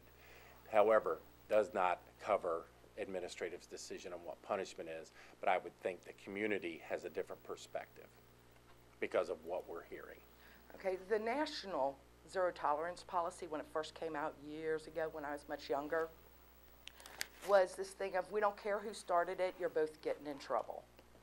Okay, and that is the definition that the parents on the social media think is true. And that zero tolerance policy, I mean, that is, if you look it up, that is what the definition of it was back then. We don't care who started it, everybody's in trouble. If you defend yourself, you just fought at school and you are subject to the exact same punishment as the kid who started the fight. And I call it lazy policy. I think that lets people get out of having to determine who's causing the problems and who's the victim. I think it's victim blaming. And so I would like us to take a look at how we define zero tolerance. I think we need to get away from that term since most school districts have abandoned zero tolerance. It has been determined it is not a good policy, and figure out how we want to do this, and specifically how we address the fact that victims end up being punished equally. And that is the overall impression that parents have. So I think we need to find a way to bridge that gap.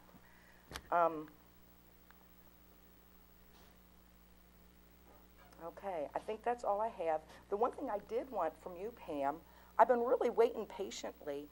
A lot of people contacted me after the last time I spoke and told me they could not believe the way you addressed me at that meeting. And I was really hoping that you would reach out after looking at the tape and some time and say, you're sorry for the way you attacked me the last time I spoke. And I was hoping you could give me an apology tonight for Maria, jumping the I gun. don't really know what you're talking about. I have to keep the meeting going. To be honest, I've been more than lenient, and that's our if we go by board policy, we're supposed to limit everyone to 3 to 5 minutes. I don't feel comfortable doing that because if people have issues and stuff, I don't want to cut you off in the middle and make you feel like. So why are we discussing that now? Because I don't believe you did that when Benita talked, and I don't believe you did that when Debbie talked. No, Why I is this the believe second time since I've stepped up here when that the you are last time, I do criticizing me? remember now, the last time you brought up your political campaign, and I would have done the No, same I with did your not. opponent. You need to go back and review the record. Okay. I did not. I was talking about our funding of our schools and how we had guests coming here who defunded us. I used no names whatsoever. You were complaining about things that were something with information on cars and what another, I think it was an opponent of yours, what they. No, that's not true. Okay. You know what? Obviously, we don't remember it well. I'll go back and review that video, and I hope you do too. I do remember saying we're not going to, this isn't a place for politics. We've never allowed that on any side. We've never, you know, we're here. I hear what you're saying, but We're you're not addressing my issue. You're just talking. Well, if you think I did something other than that, then I will apologize. But what I remember was it was starting to go towards. I think you should watch the video because way too many people, you know, they were even talking about it on social media and brought it Wow, up. okay. So I'd like you to look at that because, like I said, this is 3 times now since I stepped up here that you insist on No. critiquing me. I didn't critique you. I Okay, didn't I'm not critique going to argue with No, you I'm up not here. either. But is that, did we adjust I'm done. everything? I'm Okay, done. I great. said my piece. Thank you. Okay, Todd? First item is a certificate licensed personnel item. It is certified retirements and resignations. Superintendent recommends the Board of Education approve the certified retirements and resignations as listed.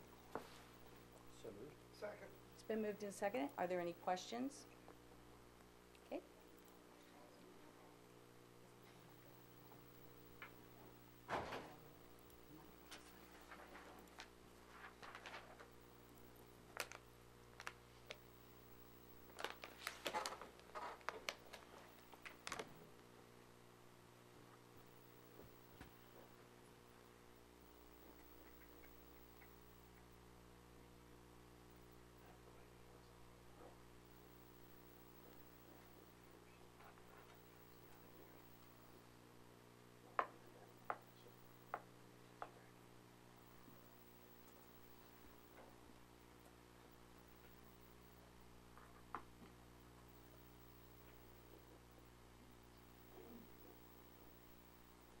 Technical difficulties.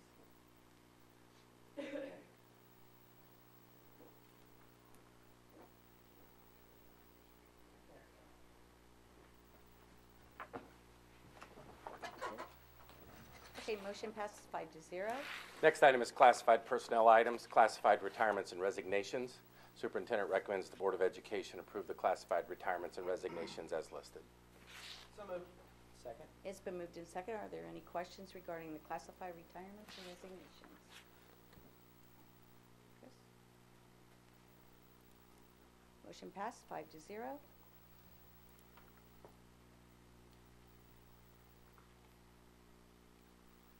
Good evening. First, I'd like to ask the board to dispense with reading of the November 5th regular meeting minutes that were in your packet. Okay. I have a motion for the minutes.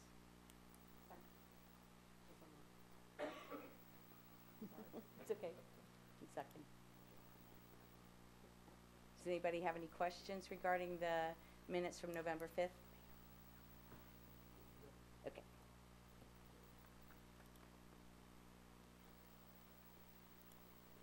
Motion passed 5-0. Next, I'd like to ask the board to dispense with reading of and approve the November 15th special meeting minutes that were in your packet. Second? It's been moved in second. Any questions regarding that meeting minutes?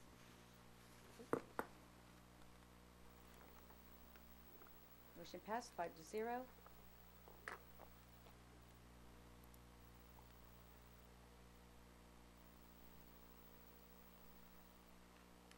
For the financial report for the month of October, like the all funds balance was a little over $66 million. And for the general fund, our total revenues are coming in at about 42% for the year. And this is because we receive our second half taxes in August and September. And then, which we are 60% funded locally, so we receive majority of our funding through local property taxes. So our expenditures are coming in at 32%.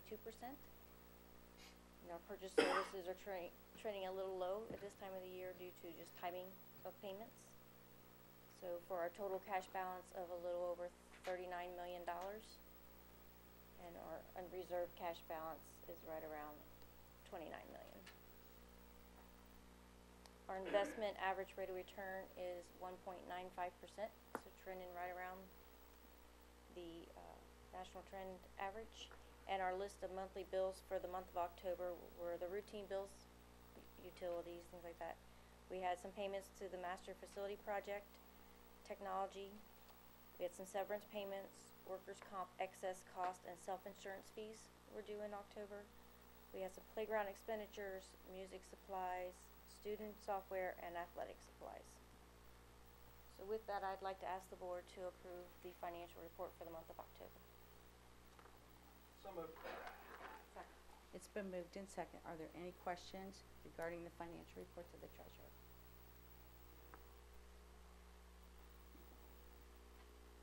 Okay.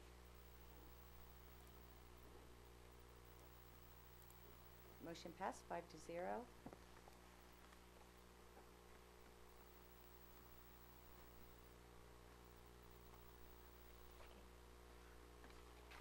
We received 2 grants for 3D printing, one for Struble and one for Colerain Middle School for $1,200 each.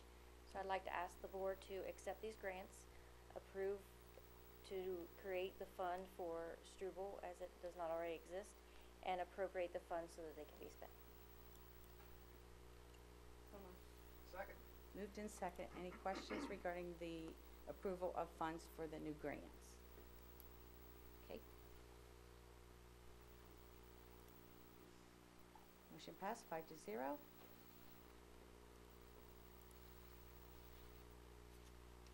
Next, I would like to ask the board to approve our quarterly update to our appropriation resolution for fiscal year 19. And the changes to the appropriation resolution are due to new grants that we've accepted throughout the year, some student activity and athletic fund changes that they've had with their funds, and our October 5-year forecast is incorporated in the appropriation resolution. So moved. Second. It's been moved in second. Are there any questions regarding the appropriation resolution?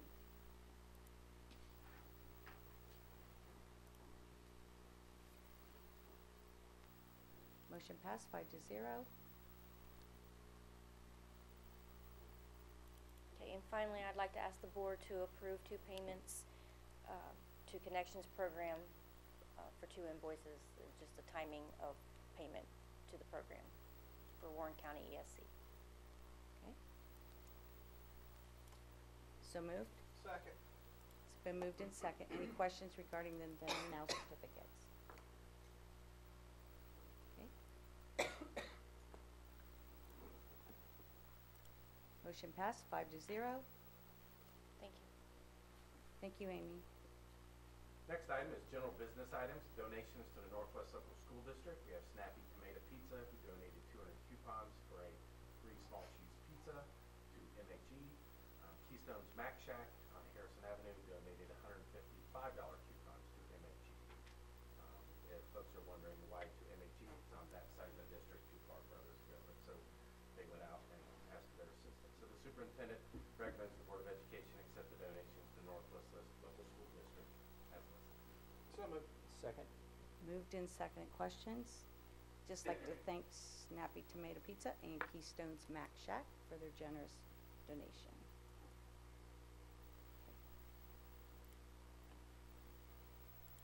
Motion passed 5-0. Next item is vendors contract. Superintendent and Treasurer recommend the Board of Education approve the vendor contracts as listed. So moved. Second. Moved in second. Questions regarding vendor contracts?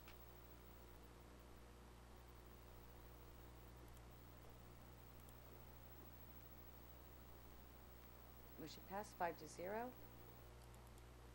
Next item is certificated licensed personnel items. The superintendent recommends the Board of Education approve certificated licensed personnel items as listed. So moved. Second. Moved in second. Questions regarding certificated licensed personnel items?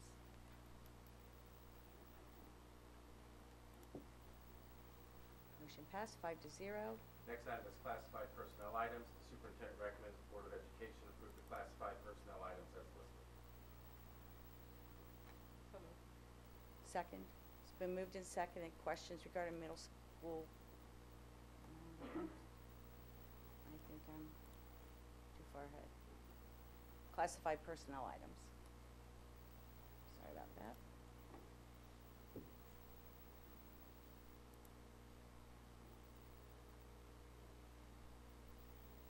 Motion passed 5-0. Next item is curriculum and instruction. At the last board meeting, information was given on middle school service learning course. Superintendent recommends that the Board of Education approve the addition of the middle school service learning course for the 2019-2020 school year. So moved. Second. Moved and seconded. Questions regarding the middle school service learning course?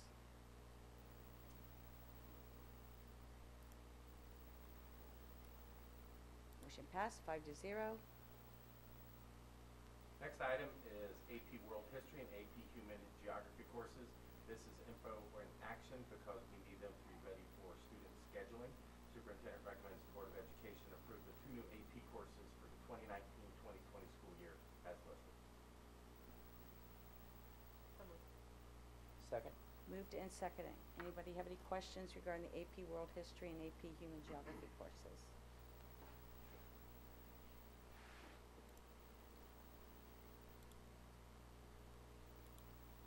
Motion passed 5-0. Next item is additional high school courses proposed for the 2019-2020 school year. It is info action also for scheduling needs. Superintendent recommends the Board of Education approve the new high school courses as listed. So moved. Second. Moved and seconded. Questions regarding additional high school proposed courses?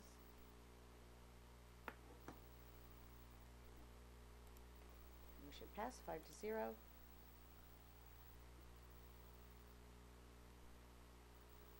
I'm opening up a item here, so I apologize for delaying. The next one is the 2019-2020 district calendar.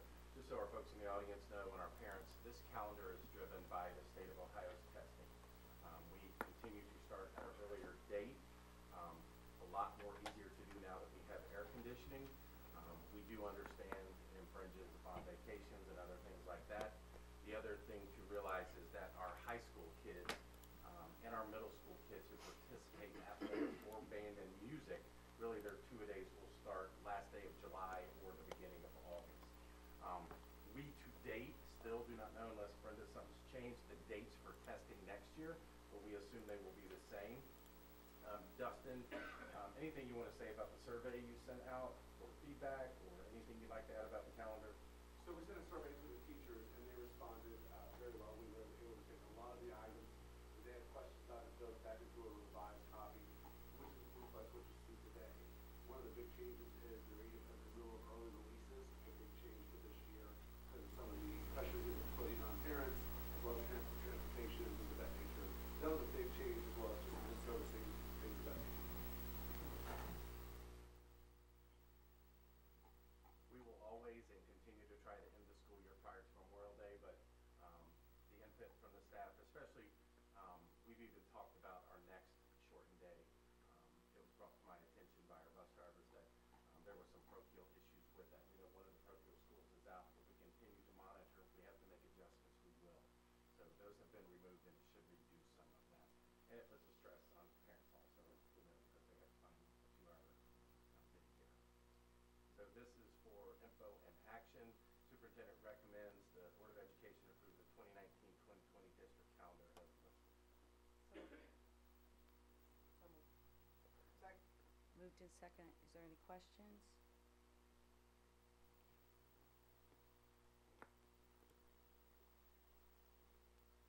Motion passes 5-0. Next item is Neola board policies. There are 34 new revised and replacement board policies being presented as terms for items for information. Look them over. If you have any issues opening them, or if you have any questions, please let me know prior to the next meeting, and they'll be put up for action. Lastly is for your information only. I sent to you in the weekly updates a proposal for 2019 Board of Education meeting dates. The main thing that we did there for the audience to know, and for you folks who already know, is we are trying to put workshops in each month as we move toward the possibility of a levy for November of 2019. So it will be a chance to gather staff input, community input, parent input as we move forward. So if you have any issues with the dates, let me know. Be glad to make changes. And I know you brought to my attention, let me know if it wasn't changed here. I don't know if Donna did or not. It was March 25th could possibly be it. March 25th changing to the 18th? Yes. I'll mark that down and have her change it. I know she and I talked about it, she just talked about it. Any other changes, and if you don't have them now, let me know. I'll be glad to bring them back to the board's attention. And we'll need these for our first meeting of the year as we do our organizational meeting. Next thing is the superintendent's update. So I apologize for this. It might be lengthy, but we have a lot to go over. So I did appreciate Carrie's comments about looking at a Facebook way to post things. I know Dustin posts for us, and then how can we give feedback? We've had several community members, several employees, several parents give advice on, hey, these things are out here. Some people have my cell number. They'll send me a text. When are we going to respond to this? We struggle with what to respond to. One, to have the manpower to do the research, but one of the big things, whether you're on the whichever side of the district you're on, Northwest or Colerain, was Tom Bolden's leave. So I wanted to address that situation in front of everyone. There are a lot of rumors out there, mainly accusations that the superintendent did not want him. He has run him off. Administration at the high school did not want him. We ran him off. So here's the facts of actually what happened. Tom did not apply for the Lakota West job. They called him, contacted him, and met with him at Outback at Tri-County Mall. If you read the paper from the superintendent of Lakota, they said they had great applicants, but they chose this applicant. Tom was not an applicant. He was called, and he was asked, do you want the head coaching job? It is yours. Tom said, tell me about what my job is. He will not be teaching. They were working on creating a job for him. It was also a $20,000 pay. Tom has 12 years left before he can think about retirement. 12 times 20 is about $250,000 that he could make difference by going. We have talked several times in our board meetings. You folks come a lot, and we appreciate that. I'm not sure how many others watch, but we are in a spending deficit. And to create a job and to give a $20,000 pay raise with our academics and where we need to go, we did not think that that was something we were capable of doing. But it's just... It's social media. It's some of our own employees. It's some of our community members. And everybody has their right to their opinion. But I can tell you, Tom and I go way back. We coached together at Northwest. I spent Friday with Jack talking at the high school, trying to convince. We're losing a heck of a coach. We're losing a heck of a person. And it's going to be really hard to pass a levy without that person in place. But we will get by. We have great kids. We have great staff at Colerain High School. But I think the facts about that needs to go out there because there's too much going around that is false on social media. So we have to do a better job of answering social media. When I say that the majority of social media posts are not true, they're inaccurate or they don't have all the facts is what we need to address. We do monitor, and it affects us personally because we take pride in our kids. Most of it, however, is not about our kids, it's about adults. So we will continue to monitor those things, but I wanted everybody to know what the truth was and why it's out there. The next big thing I want to talk about, and it's only because I just want to make sure people listened, is the 5-year forecast. Amy has been very clear, and as she said during her 5-year forecast, since 2013, she has been explaining where we are financially, and 2018 is that magic year where deficit spending starts.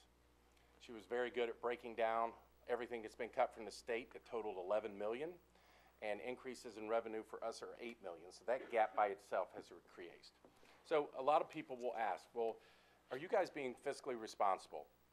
What have you done? Are you just waiting for this magic year to pop up and you've done nothing? I want to make sure we're all on the same page. We also have Diane, who's a new board member. We have Joe, who hasn't been as long as the other three, and Mark. So I want to make sure all 5 of you hear the same thing that we tell the public. So the first thing we did is we cut administrator days. We went from 247 to 212. We followed that up a year later with OP. I think we all remember those discussions. We saved a lot of money by going from 247 to 212. The first thing people will ask is, how much did you save? We will have those numbers as we go through the levy reduction scenarios in January, February, March, and April. We reduced assistant principal days, which tied into that. We reduced an AO position, Michael Holbrook. That position was never replaced. Smaller AO staff than comparable districts. First word I expect out of everybody's mouth in the community is prove it. We will. We're working on it. We're showing you that we are the largest district by far. And one of the things we will address as we go over the communication audit in January is the need for a communication director. I think we're hearing it loud and clear from our parents, loud and clear from our folks, and so we will present what's been found there. We cut a Northwest High School assistant principal. We cut an AO curriculum secretary. We reduced 2 deans at Colerain L and Colerain Middle, as was brought up earlier. We reduced a technician, Dennis Carroll, who was our network manager. We did not replace him. Reduction of 2 maintenance positions. We reduced a supervisor in maintenance and custodial. And I, as I know all of the board, hears constantly, we need to cut administration. I pretty much think everything I've said right here, except for the secretary, has been administrative cuts and will continue to be. Reduce our attendance assistant. Tuition for district placement. Connections has been mentioned tonight, and making payments, as Amy said. What does it cost to send a student out of district? That cost can get up to $40,000, $50,000, $60,000. Because of our special ed department putting the Connections program in there, we are now able to keep our kids and do a better job with them and save a lot of money. We will get the amount of money we've saved on that also, so everybody knows. Increased Medicaid reimbursements. We've worked very hard at that. For money we weren't getting reimbursed for Medicaid, we now are. 2-hour playground assistant we had to cut. Special education supervisor was reduced. And we are, in lieu of next year, looking at closing Northwest Passage and removing deans at White Oak Middle School and Pleasant Run Middle School.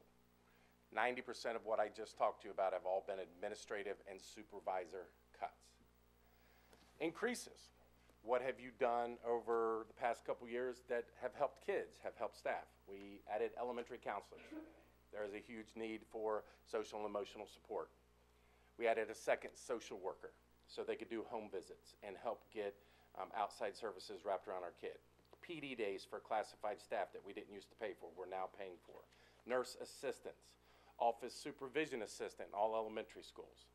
Busing students beyond the minimum set forth in policy. Our policy in state law is 2 miles.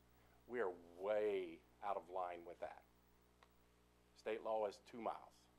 District policy, and Chris isn't here, I believe is 1 mile. We're nowhere close to 1 mile. We are busing everybody. So when you talk about something we increased that really costs money, we can show you that amount of money also. 3 custodians we added because of needed cleaning of the larger buildings. Lowered K through 3 class size by reallocation of staff. These again are increases, what we have added. We had raises for transportation, teachers, and classified staff so we could get them up with everyone else. Increase in Duke costs because we are now air conditioning each and every building in our district where before we were not. One-to-one technology has cost, and the infrastructure and connectivity. New textbooks, it costs districts money statewide for College Credit Plus because we pay for the textbooks and the tuition. Elementary gifted was added to all our elementary schools, and special areas. So we wanted the music program to be in the building during the day because kids were being punished because parents couldn't bring them before school. Consistent high school offerings at both campus. Those to me are all great things. There's nothing in there, that list of increases that I just listed is not positive for kids and the type of community we want to live in.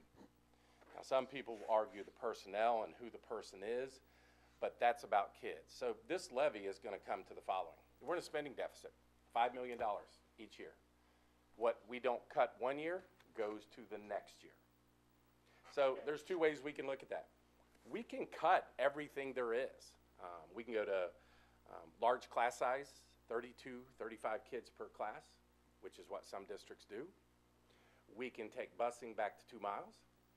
We can reduce administration, 1 assistant principal in every building in the district. I already have data from Amy that will show you teaching-wise and administrative-wise, we are lower than the 5 most comparable districts, and we will have that data for the public and for the board. Or we can attack it with, this is what we want our community to look like. Amy was very clear, but I'm not sure how many people understand how taxing works. And I do not mean that in a rude way, so please don't take it that way.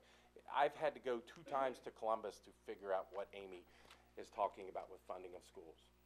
It's not constitutional. It's been unconstitutional for 25, 30 years.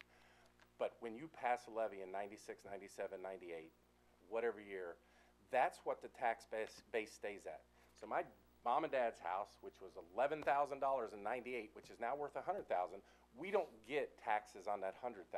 We get taxes on $11,000 because that was its worth back then. The only reason taxes have raised in this school district because of this school district is 2007. Everything else, there's been reductions. The board has worked hard on that. There was a shift in funds. If you look at the 5-year forecast, 1 year we're all of a sudden got $8, $9, $10 million. Well, that was put to the schools to build the new schools and air condition the buildings so taxes would not go up.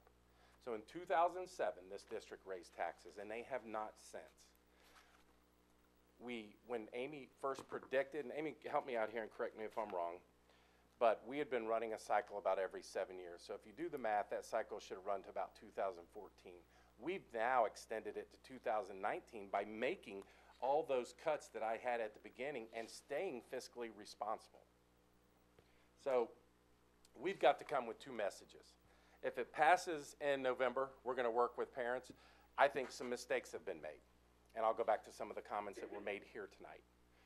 So you've got 2 administrators at a 900 elementary school. The school was built for 950, close to 1,000. But with 2 administrators evaluating 30 teachers each and trying to do normal daily routines, they're in need of a dean. So do we continue with the struggles that we have, or do we put the things in place that can keep, what's the number one thing a kid needs? They need consistency on discipline. If I mess up on this day, it does no good for an administrator to talk to them 5 days later. It has to be dealt with immediately, or they continue to do the same things over and over. Frustration from the bus drivers, frustration from teaching staff, so on and so forth. So if we get a picture of what we want it to look, and I've started that with my VIP committees and my SAC committees and talked to them about where we are, but what do we truly want our schools to look like? That's what we have to go after. What does that millage look like? It could be 5, 6, 7, 8, 9. I don't know. We'll do presentations to the board. Decisions will be made on what they think it should be. We'll give our recommendations. If they go, nope, we're not willing to do that, you need to cut a mill off, and a mill in our district is worth $1.2 million. So understand, to meet the $5 million, we need to cut 100 teachers. Or we need to cut 50 teachers, 20 administrators, and a lot of classified. So very devastating if it doesn't pass in November. And I'm not exaggerating. Devastating if it doesn't pass in November, the cuts that will come. There is not enough to do it. When you look at the way we've been funded, the way the state continues to take reductions, a governor who wants to be president and doesn't care about our state, who took a rainy day fund from 10,000, it's now at 2.2 million. That's why we continually have cuts and why we've continually lost money. So I just want to make sure that it's been heard loud and clear by our folks who live in this community and that they understand where we're coming from. We are going to put videos together that we can put on Facebook, that we can put on our webpage, where Amy and I will sit down, break down each part, do it in small samples. Again, we'll read what's the best snippet to put out there. Is it a 2-minute? Is it a 5-minute? What'll get you the biggest bang for your buck? And then share it. My SAC and VIP committees have suggested we need yard signs or house for sale signs that promote school Facebooks. This is how you get on White Oak Middle School Facebook, Colerain L Facebook, get people to get those loaded. When they see something shared out, we think that's a good way to get the message out. We are also going to come to every PTA meeting from January to April, take turn, not every meeting at every school, but make sure we make our visits around. We'll go to coffees, we'll go to communities, we'll go to anybody's house that has 4 or 5 there, whatever we can do to explain where we are and how we got here. It's not a lack of regarding the finances. It's not a lack of not making cuts. We've made a lot of cuts. It's been continuous. It's been tough. I think you've seen some of our board meetings over the past year. These are people's lives you talk about. And when the majority of our classified employees live in our district, that affects everyone. So I just want to make sure that we've been very clear. I thought Amy did a great job with the 5-year forecast, but I was trying to put it in a way that folks would understand what it truly means to our district.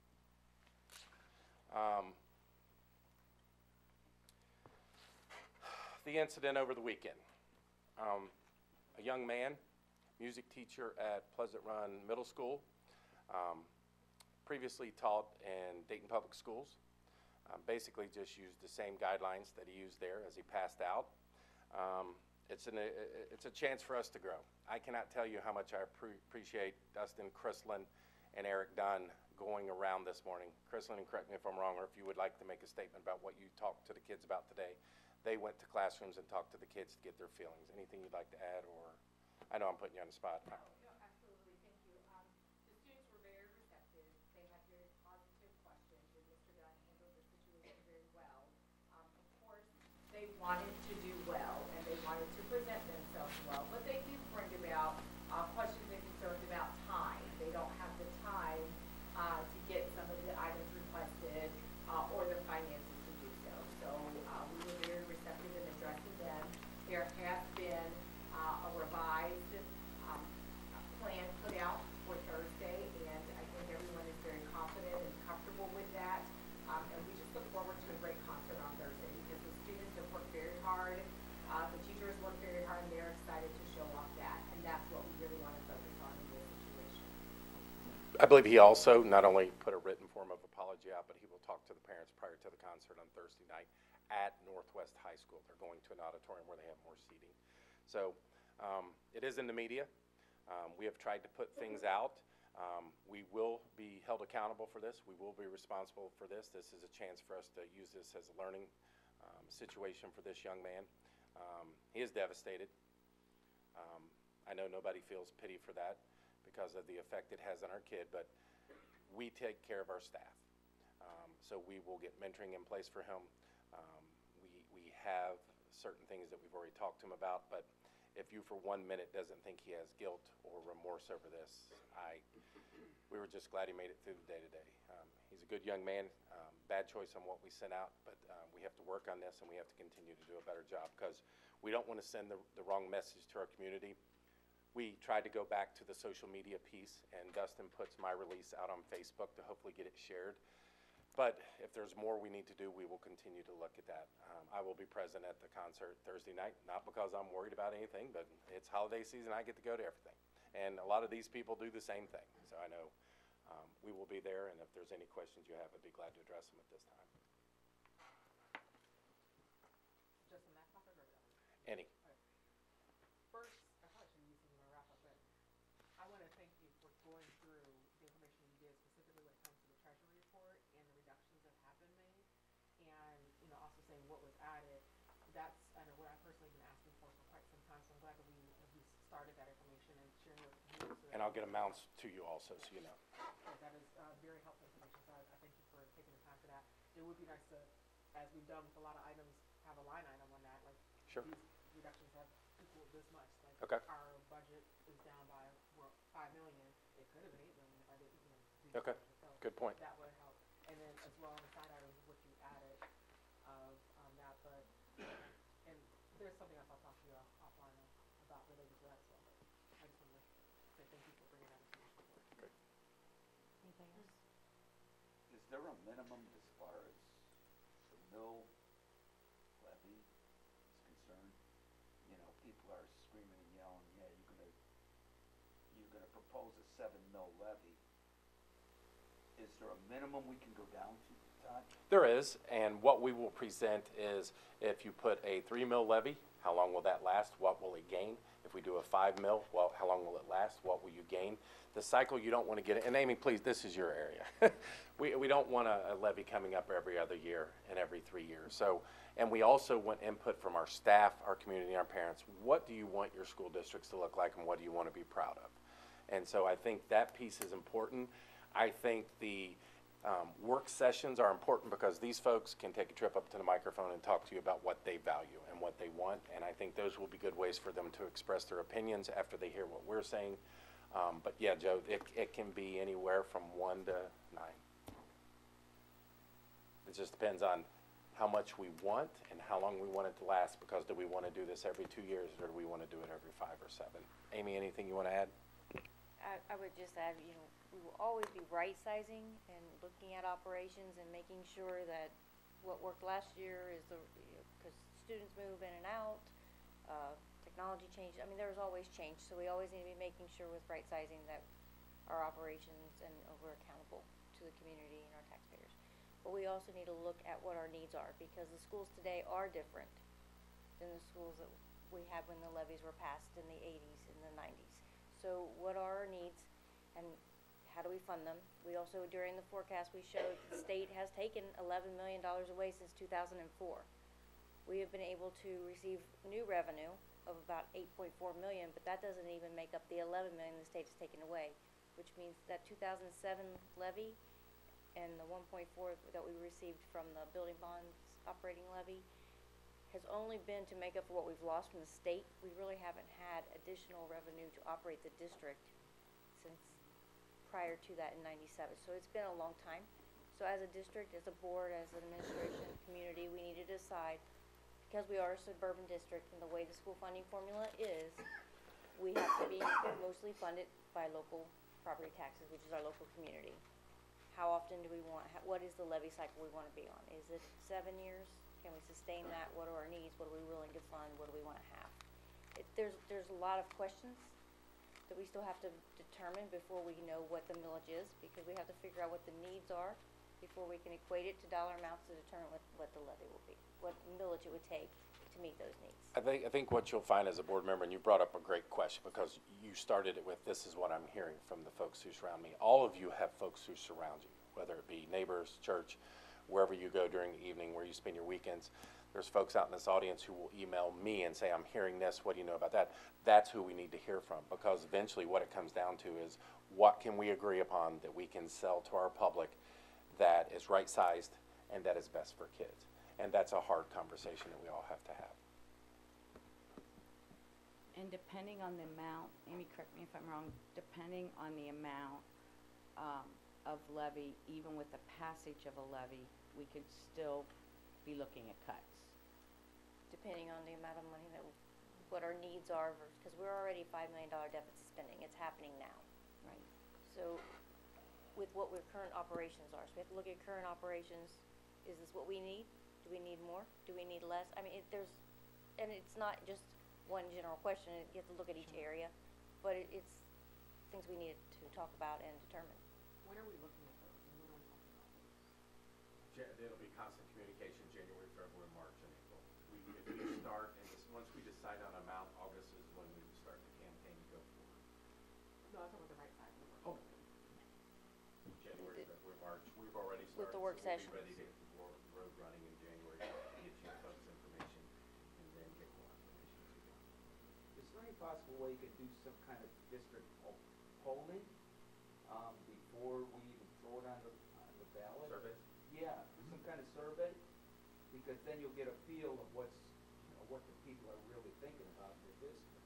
Or you mean survey of the amount of mills or survey of the needs? Well, the amount as far as the mills, but if they're willing to deal with that mill levy, that level. You know, if we come up with a 6 mil or a 7 mil levy, you know, the polling would be good to determine if it's gonna pass or not. So I think what you're saying, correct me if I'm wrong, is if you're going a 5 mil, what's it cost a $100,000 home or a $150,000 home?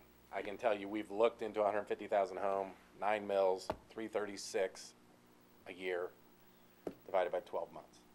So then go down to an 8, 7, 6, and 5, and how long we want it to last. But we could definitely seek those things. But throw it out to the folks that are living in the district. Oh, yeah. Find out their feedback. But I think it's also, we would do that in conjunction with this millage would do this for the district, and this is what you would get for the money. So I think we have to be able to package it together with, if you vote for this, this is what you'll get as a taxpayer, instead of just a number. They need to know what they're getting for that number. And if you're asking for a certain amount, say you want 3 or 4 mil, okay, well, that's not gonna enough to sustain us. This is what we're cutting. If we go to a 5 mil or a 6 mil, this is what we have to cut. If we go to 7 mil, well, we're not having to cut anything. Is that what you're talking about, Joe? Something like Yeah, that? yeah. And then just get the feedback from the people in the district. If they agree to the 7 mil because we put it out front, this is what we can do for the district. We go down to a 3, now we've got all these cuts we've gotta make, blah, blah, blah, this, that, and the other thing. And then, you know, do it from there. I think that would be good. Another important thing to know is the length. You have to know how long you want it to last in order to know how many mills. Because the way, your expense, our revenue's pretty flat. Yeah. And once we pass it, it doesn't increase from that day. But your expenses are gonna continue to increase about 3% per year.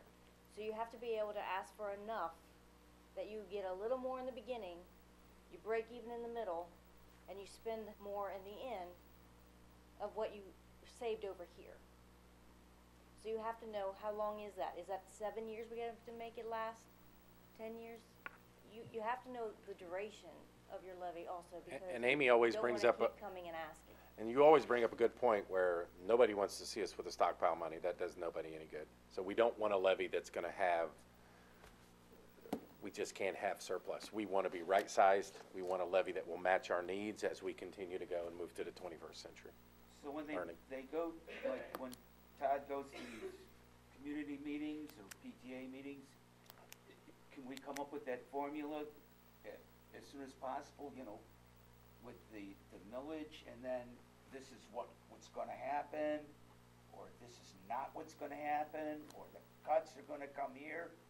I mean, the people would like to know that stuff. Well, that's what we're working on. First, we have to right size, then we have to figure out what our needs are going forward. And we will get exactly what you want. And then we have to equate it in order to determine what millage that equates to.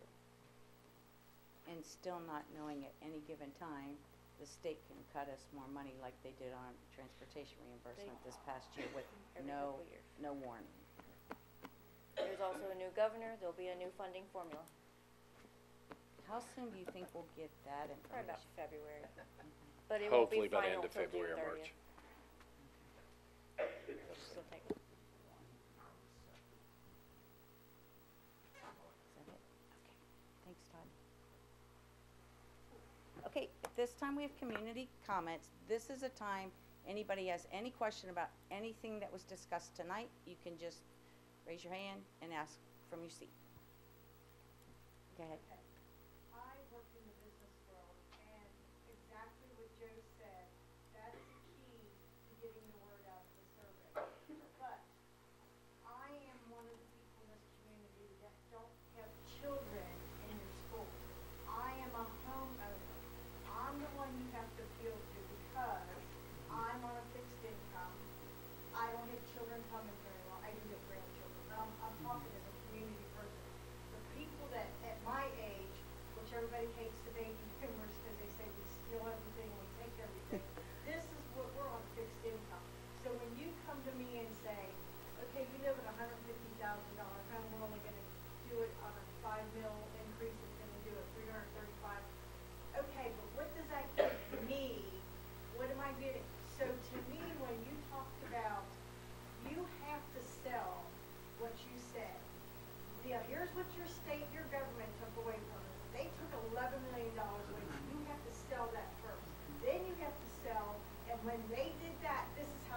responded to you, community.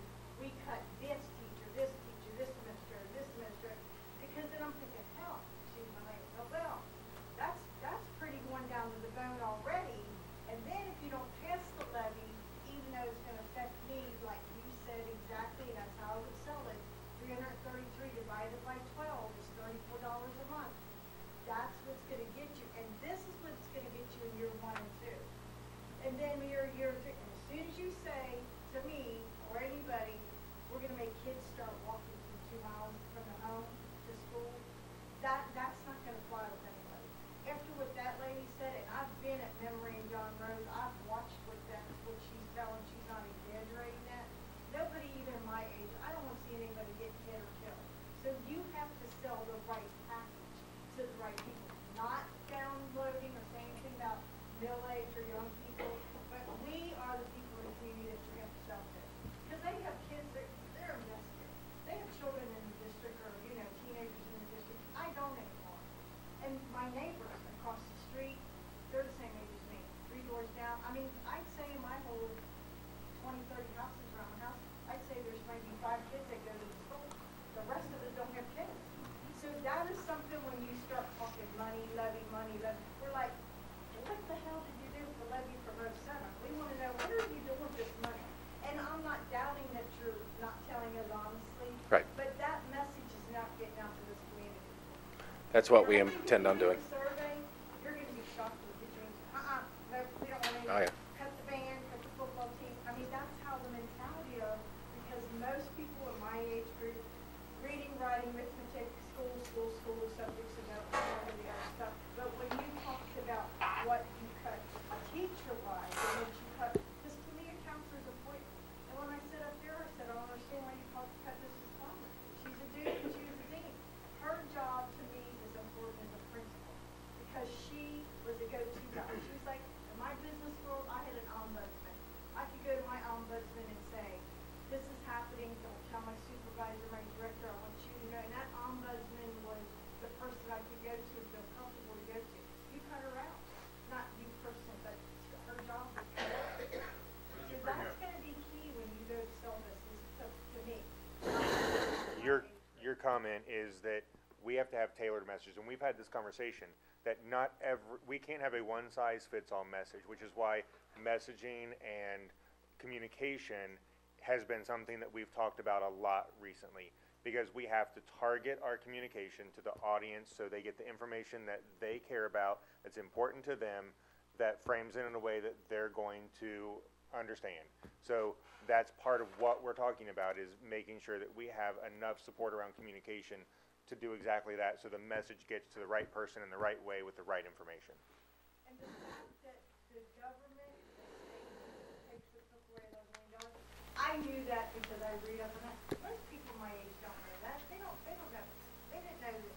I can't stand that government. I'm glad he's leaving. But they don't know that he took that away.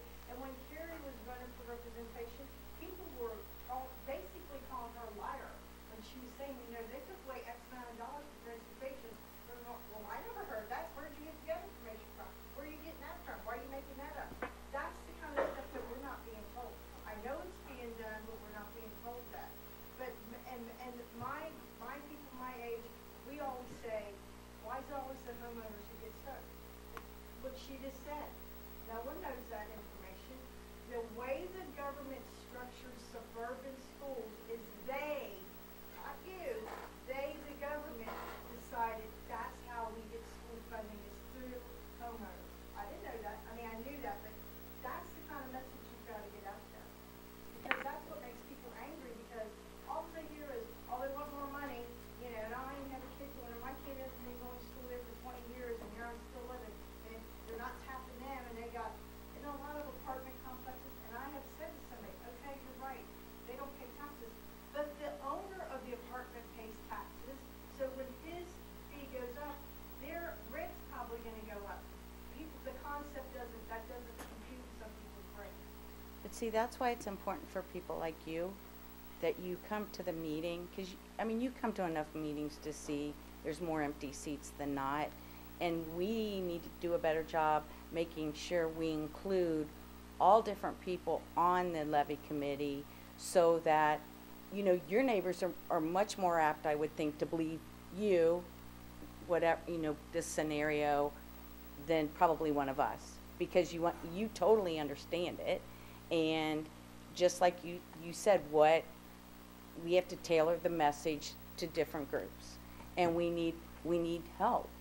We need help from the community to make sure they're passing that message along to whatever group that they're talking to. And get prepared, because they're gonna compare you to all other areas that have this kind of a same, I know we're one of the largest school areas, but they're gonna say, why does it, like, Miami's not a good one, why does it Reading keep asking for a levy every 7 years? Those are the kind of questions you're gonna have to be able to say, wait a minute, Reading did ask for a mill levy, and it was this and this, and they didn't cut this, we did, or they didn't add this and we did. Those are the kind of answers that they're gonna say, okay, then it isn't just, seems like it's just Northwest every 5 or 6 years. And you have to say, like Amy said, it's been 11 years or 12 years since you've been for a levy. People aren't gonna remember that. They're gonna, didn't we just have a levy like 3 years ago? You know, that's the kind of information you gotta keep feeding out Right. there. That's what you gotta keep. And I agree with Joe, I'm a firm believer in surveys, because you're gonna get smacked in the face with what people really think out there in the community. Right. Sorry. Oh, no, you're fine. Yeah, sorry. One of the, just to kind of piggyback back off what you said as far as the levies, I agree to an extent, but I also think that there has to be a direct correlation that is communicated with property values, and that really affects just about everybody, from renters to homeowners and everybody in between. I can give you a small, quick example. In our community of about 15 homes, when there was the whole Welch issue, the primary unifying factor around that was that such a diverse community socioeconomically, age-wise and racially-wise, was around property values. So I think that, and most of the people that, if you guys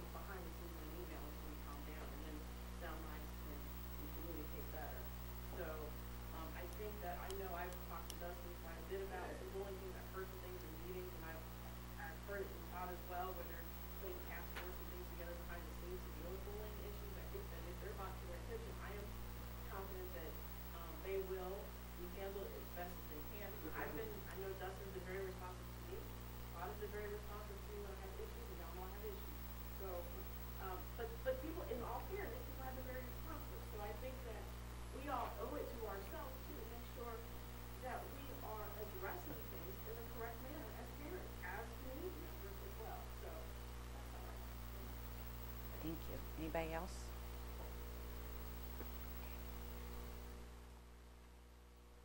Okay, we'll go to board member comments. Joe? Okay, a couple comments here. First of all, I wish Ms. Davis was still here because when I directed my question about the bus drivers, it was not towards the bus drivers, it was towards Todd. The second thing is, I don't think, Pam, that you owe anybody an apology. I think you run these meetings as businesslike as possible, and when people go off on a tangent, and I remember what was going on in that meeting, I don't think that you should apologize for anything. The last thing is, my buddy Tommy Bolden is gone. I've known Tom for over 20 years, Danny and Tommy. Met their kids, met their wives. And I texted him when Todd texted me that he might be going. So I texted him, I said, it's a tough decision, but you do what's right for you and your family. So good luck to Tom. That's it. Thanks, Joe.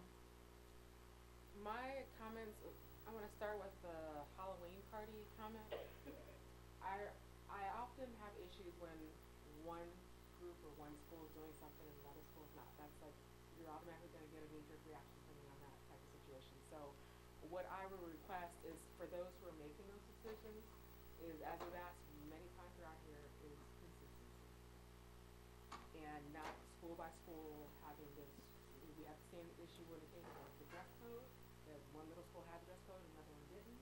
Consistency is what we end up forming, and I like to employ that same situation when it comes to things of Halloween parties or whether dress or not.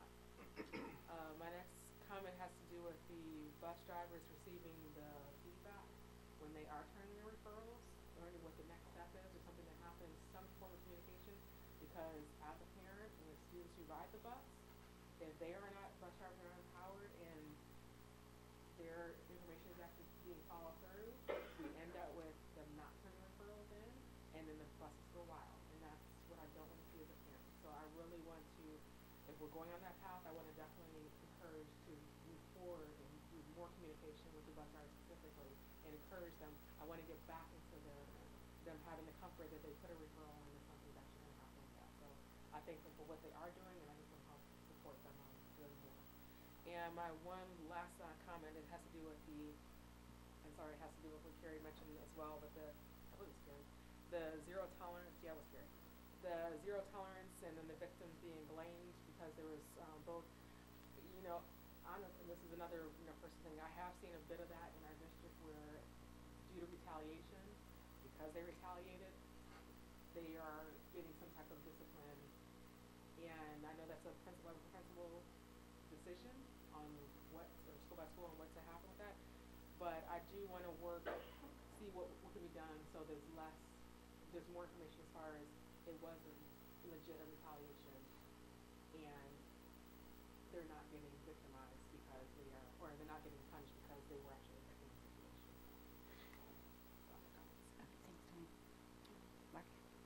Well, any week that goes by, I always learn that this education thing gets more and more complicated. So first of all, I want to thank the teachers that were nominated this evening.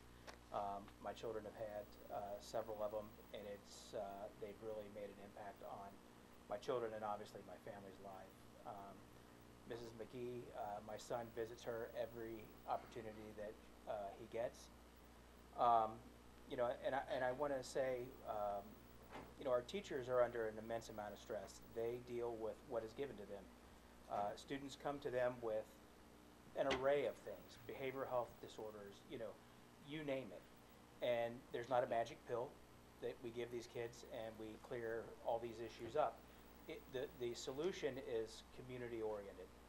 And what we've seen tonight is we've seen a bunch of people step up and speak and share, and that's what needs to happen. We have folks in line here who want to be solution oriented, and then you layer all this in with the need for financial resources. It's just overwhelming. It is really, really overwhelming, and it's going to take all of us together to solve this issue. My head's spinning listening to everything tonight. I'm thinking how are we gonna push this levy? How are we gonna educate people? Who do we start with? All the things that we'll obviously be talking about. But I do wanna thank the people that are in the trenches day to day, our administrators, our teachers. It's amazing the stories that I hear that they deal with. Sometimes it's not about education, it's about finding food or clothing for these students. That's first and foremost. And people sit in their homes and they think, oh, it's just about, they go to the chalkboard, they do this. It's about, no. Sometimes it's about keeping them alive. So that's it. Okay, thanks, Mark. Jim? Also, piggyback on what Mark said, to congratulate the teachers on their awards. And I do believe that the bus drivers do need feedback and what is happening to these kids that are enrolling on the buses. There needs to be some type of feedback so they know what's going on with these kids. And then I want to talk about the levy. I've been the levy committee for 25 years, 20 years. I remember in high school I worked on the levies. It costs a lot of money. We have $12,000 in the levy committee, and it'll probably take $35,000 to $40,000 to run a levy, and it costs a lot of money. Signs, ads, whatever you do, we've got to get the word out. We've got to get people to donate money. I know it's expensive, but you do not want a levy not to pass, because I've seen what it was when we had to cut $7 million. It's not pretty. And people, I get it. I don't want my property taxes going up either. When you said about people living in the community, 80% of the people that live in our school district do not have kids in our schools. That is going to be a tough road to hoe, and getting that word out there. Like you said, Todd, what do you want your school district to look like? We don't pass a levy, we cut everything out there. Then what happens is parents move out. Nothing ever improves. You can't improve technology. You can't do this. You can't do that. So this is a big deal. This is a big thing for our community, Colerain Township, Green Township, Springfield Township. This is the real deal, because if you don't pass this levy, can you imagine cutting $4 or $5 million in services? What's it going to look like? Are you going to want to live in this community? The majority of the people, what's your biggest value that you have is your house. You want to see, after you have to cut teachers and programs and that, the price of your house is going to drop. And that's your majority of the people, that's your biggest asset. So you have to take that into account. It's an investment in the community for these schools. This is what we need to do. So I'll be out there working on it. Thank you. Well, I was going to start off by apologizing the meeting's running late, but to be honest, to be able to recognize the amount of teachers and staff that we recognize tonight, I think it's worth every minute that we're here. That was just a fraction of the percent of staff we have every day that works day in and out for the students in this district. And like one of the principals said, I mean, I think it was one of the women every Sunday her team meets every Sunday to plan for the week. Our kids are very, very fortunate to have the dedicated staff that we have. So I'm glad, that we were able to recognize, just even if it was just a few tonight, and to wish the 5 that go on. I sure hope one of them wins that award. With that said, I want to congratulate the Colerain High School football team. There is nothing to hang our heads. 14-1. That's amazing. And I know that it was disappointment that we didn't win the state, but that does not take away from the success of that team. So I want to congratulate them, all the coaches that spend a lot of time, and talk about a coach that makes sure and spends money out of his own pocket to make sure those kids eat. And Tommy will be a big loss, but you can't hold somebody back from the opportunity that Lakota's able to give him, and we are not able to do that. So I want to wish Tommy and his entire family the best of luck. And again, I want to congratulate, and I look forward in the future, I know we'll bring the team in and recognize them for being state runners-up, because that was huge. As far as the levy, we have our work cut out for us. And it makes me sick to my stomach when I sit here, because we're not talking little cuts. We're talking cuts that are going to cut to the core. And you know, I look around and I see these 3 state-of-the-art, beautiful buildings that are so well deserved for the kids and the staff in this district, and they're so overdue, and we finally got them. Got a phone call in our office the other day from a client. He's a very well-established, successful businessman that has a business in Dayton, but all of a sudden, listening to the machine, and all he called was, "Hey, what's going on? I went over to visit my dad, and oh my gosh, what is that beautiful building where Taylor Elementary, where I went to elementary, went?" And he took time out of his day, and we hadn't talked in a while, just to let us know that he just thought that was the most amazing thing. He took pictures and sent it to his siblings that don't even live in the state anymore, and just wanted to congratulate us in this community for doing such a good job on the new schools. So another thing that'll be challenging is, like you said, there will be people, no matter how much we say it, they're going to say, well, they just built those schools, and now, look, they spent all that money on the schools, and look, now they don't have enough money to run it. It's 2 different pots of money, and we built those schools and lowered everybody's taxes. It might have only been a few dollars, but we lowered everybody's taxes. And we as a group, whether it's on social media, whether it's standing out at the bus stop, whether it's at work, we have to constantly remind our neighbors and our co-workers and our other parents or grandparents, remind them of this, because those 3 buildings are beautiful, and it was a lot of hard work, and this district deserved that. But we're definitely going to continue to need the input from everybody here.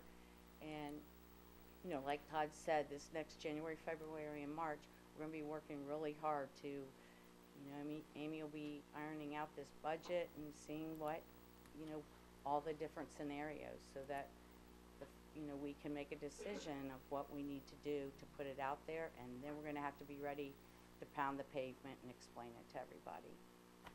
So I don't want to keep anybody any longer. I'd like to wish everybody a Merry Christmas and a very Happy New Year.